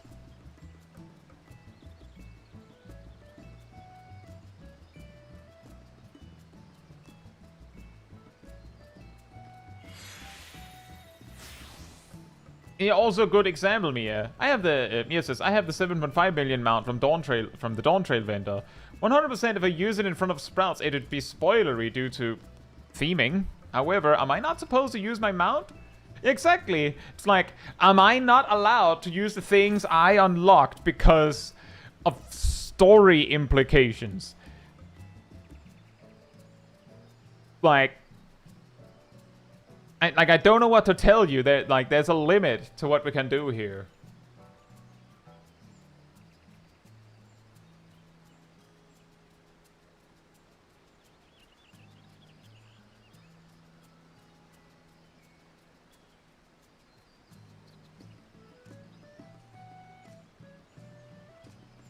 So yeah, I don't get it either. You can only do so much. In my Roulette videos, I at least highlighted if there's like a particularly spoilery bit, but like a lot of the time it's like, well, you had like 4 months to see that bit. So if it's just relevant to what's currently new, then, I mean, we're doing gibbledygook, the duty that you don't know because you're level 80. Yes, it's a story spoiler for you. Technically. The spoilers you'll get is that there's a boss named Chort. And he's wide.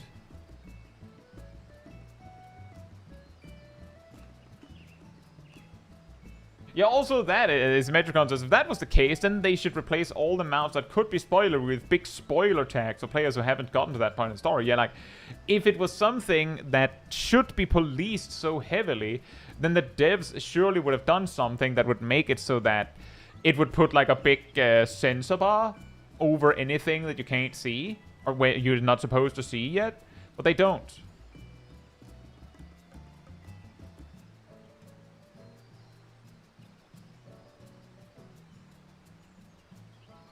Remember, it's an MMO, can't do much about spoilers. That, and also things like, I don't know, Endwalker's like 3 years old, I think.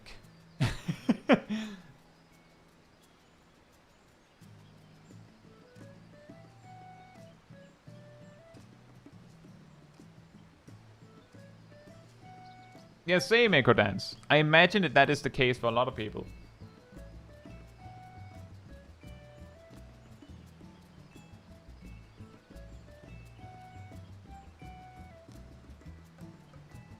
I had this one time where I had dead ends in my Roulette set. And I didn't like warn about it because it's dead ends.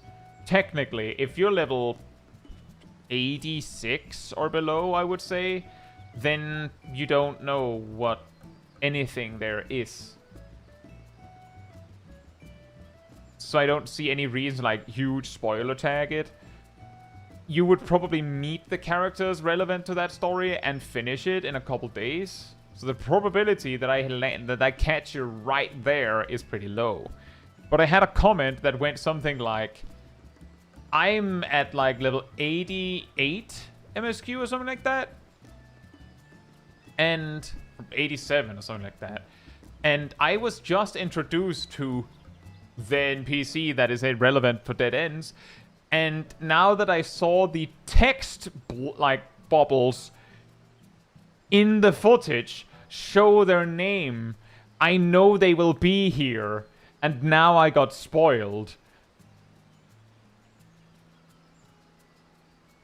And I'm like, you didn't exactly try to avoid getting spoiled there, did you?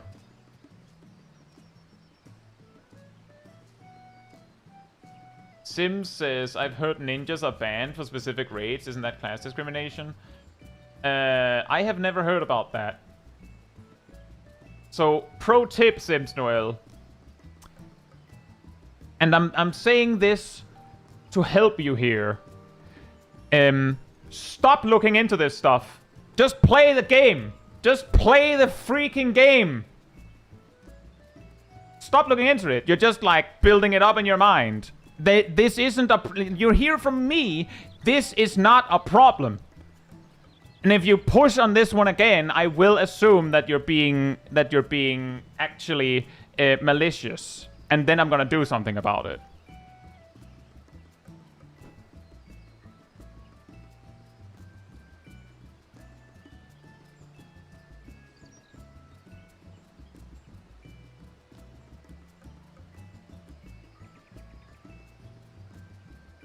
Like, genuinely, yes, there exists at least one party finder group and that has existed at some point that excluded one particular job because they didn't like it.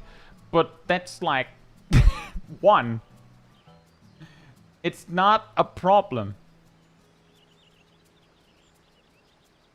Cool, does the only banned job is white mage, and not even that, and that is /JK even. For the most part. And the cases where it would be relevant is like, as I said before, in the hardest content, there can be cases where a specific job is at a point where people think it's better to bring the better one. But it's so specific that if you're asking this going into the game, having not played it anyway, then you are not going to have to deal with this. For at least a year.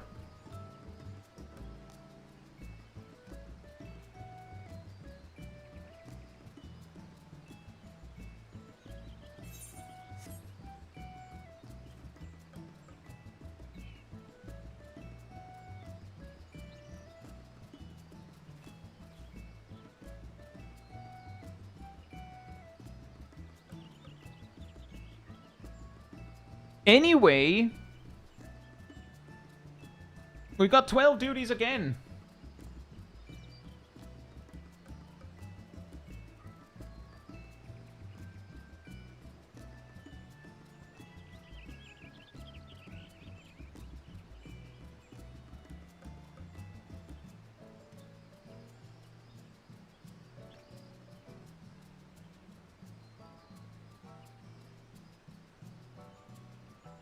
Welcome back, Bronzo.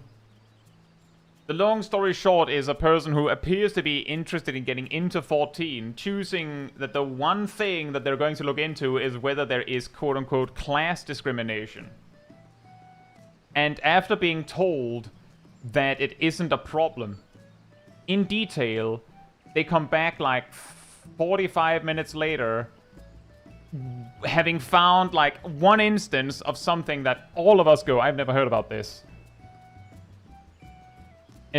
Yeah, and Sims Noel, I'm just gonna reiterate That's why I took like a good 10 minutes to discuss it and clarify that it isn't a problem, but it is understandable that someone coming from a different game where it was a problem would be afraid of that. But then you went after I told you, don't worry about it, it's not a problem. You went and like dug so deep that you found a case that none of us have even heard about.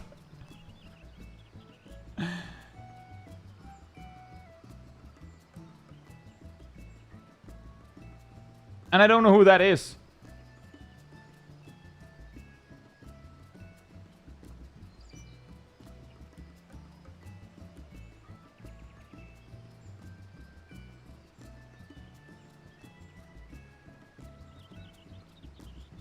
And it isn't the first time, just in recent memory, we've had someone come in, ask about something that is weirdly, like, specific in that sense of, like sowing Discord in a way, not the website or app.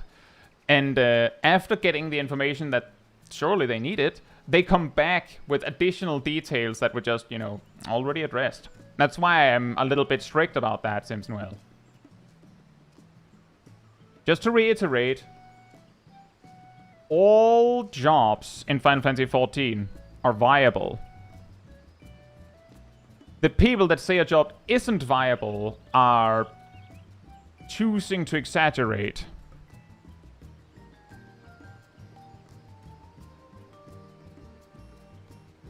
To prove a point or something. One of the funniest cases we had of such a conversation was back when the previous Ultimate came out, FRU.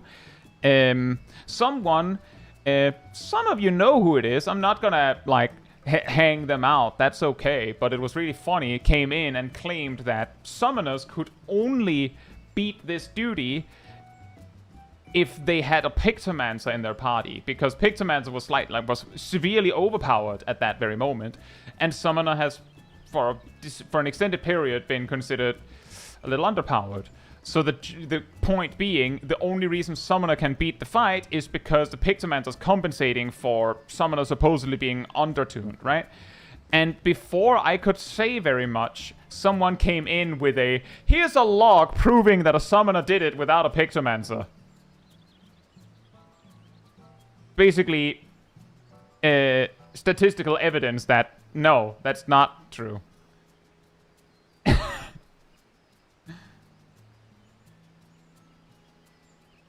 Yeah.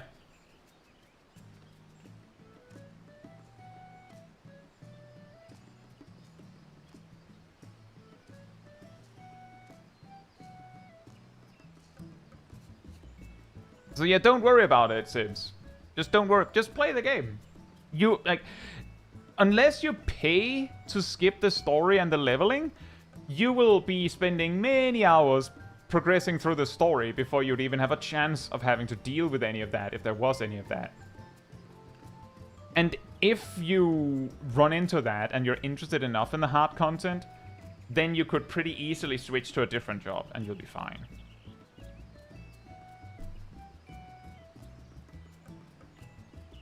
Anyway, before I get dragged down into this weird hole again. 12 duties. And let's see. 2 of them were extremes. And we have 1, 2, 3, 4 trials. And 1 normal raid. And 1, 2 high-level dungeons. And 1 leveling dungeon. And 1 MSQ roulette. And 1 guild hest. Huh. Gonna need more Bachman if you want to get them out before Evercold. Yeah, I need to do like 15 to 16 duties per week to get that done. Something like that.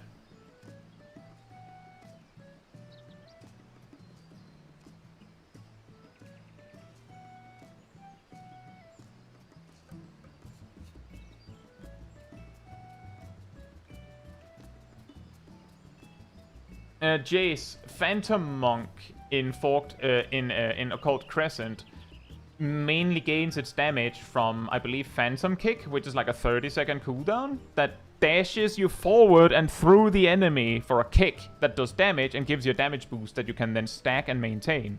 So you're supposed to use it on cooldown. Which means that if you need to not dash through the enemy at that very moment, or you die, but someone sees, oh no, my buff stacks are running out! Noom.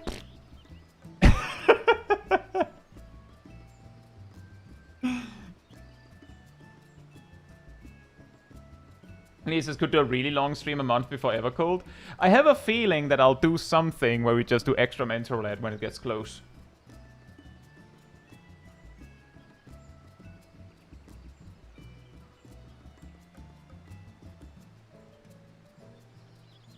Anyway, I think we will say that was that for tonight. So, if you would like to be part of the Discord community server, there's a link right there in the chat. There you'll find the weekly schedule where you can see what else is coming up in the coming days. I usually update it Sunday or Monday. You also find the announcement room with links to videos and streams, and I put them out. And if you grab the reminder roll in the roll announcement room, you get a notification whenever I do that. Because it'll take us around 15 minutes before stream starts, so you can catch it right when we go live. And if you'd like to support the channel more directly, you can like over on the YouTube side of things. That helps a lot with algorithms and all that. You can also follow, subscribe, become a member, super chat, cheer, all that goodness. It all helps. And if you don't like any of that, there's also the Ko-Fi link right there in the chat. It all helps support me in the channel directly, so I can focus on doing stuff like this with all of you without having to worry about algorithms and such. And not needing to be toxic to appeal to an algorithm. Imagine that. But that'll be it from me, so let's see if we can rate someone.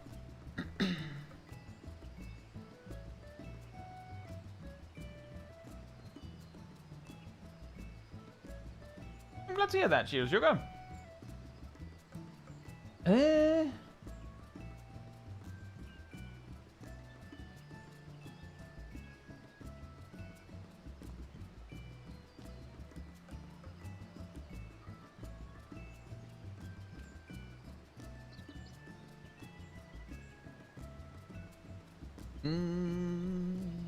My usual haunts are doing unrelated stuff. What do we do then?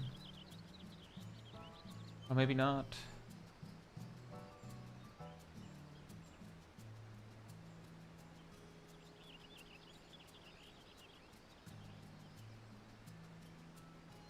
And Zarf is doing some blind progging. Zarf. Our good friend Zarf. Let's check in on Zarf, shall we? Remember, guys, they're blind progging, so don't explain to them how it's done in the chat. Then you'll just lose the view of the guy who's streaming. But that'll be it from me tonight. So good night, good morning, afternoon, or evening, depending on where in the world, and hope to see you all very soon. Bye bye.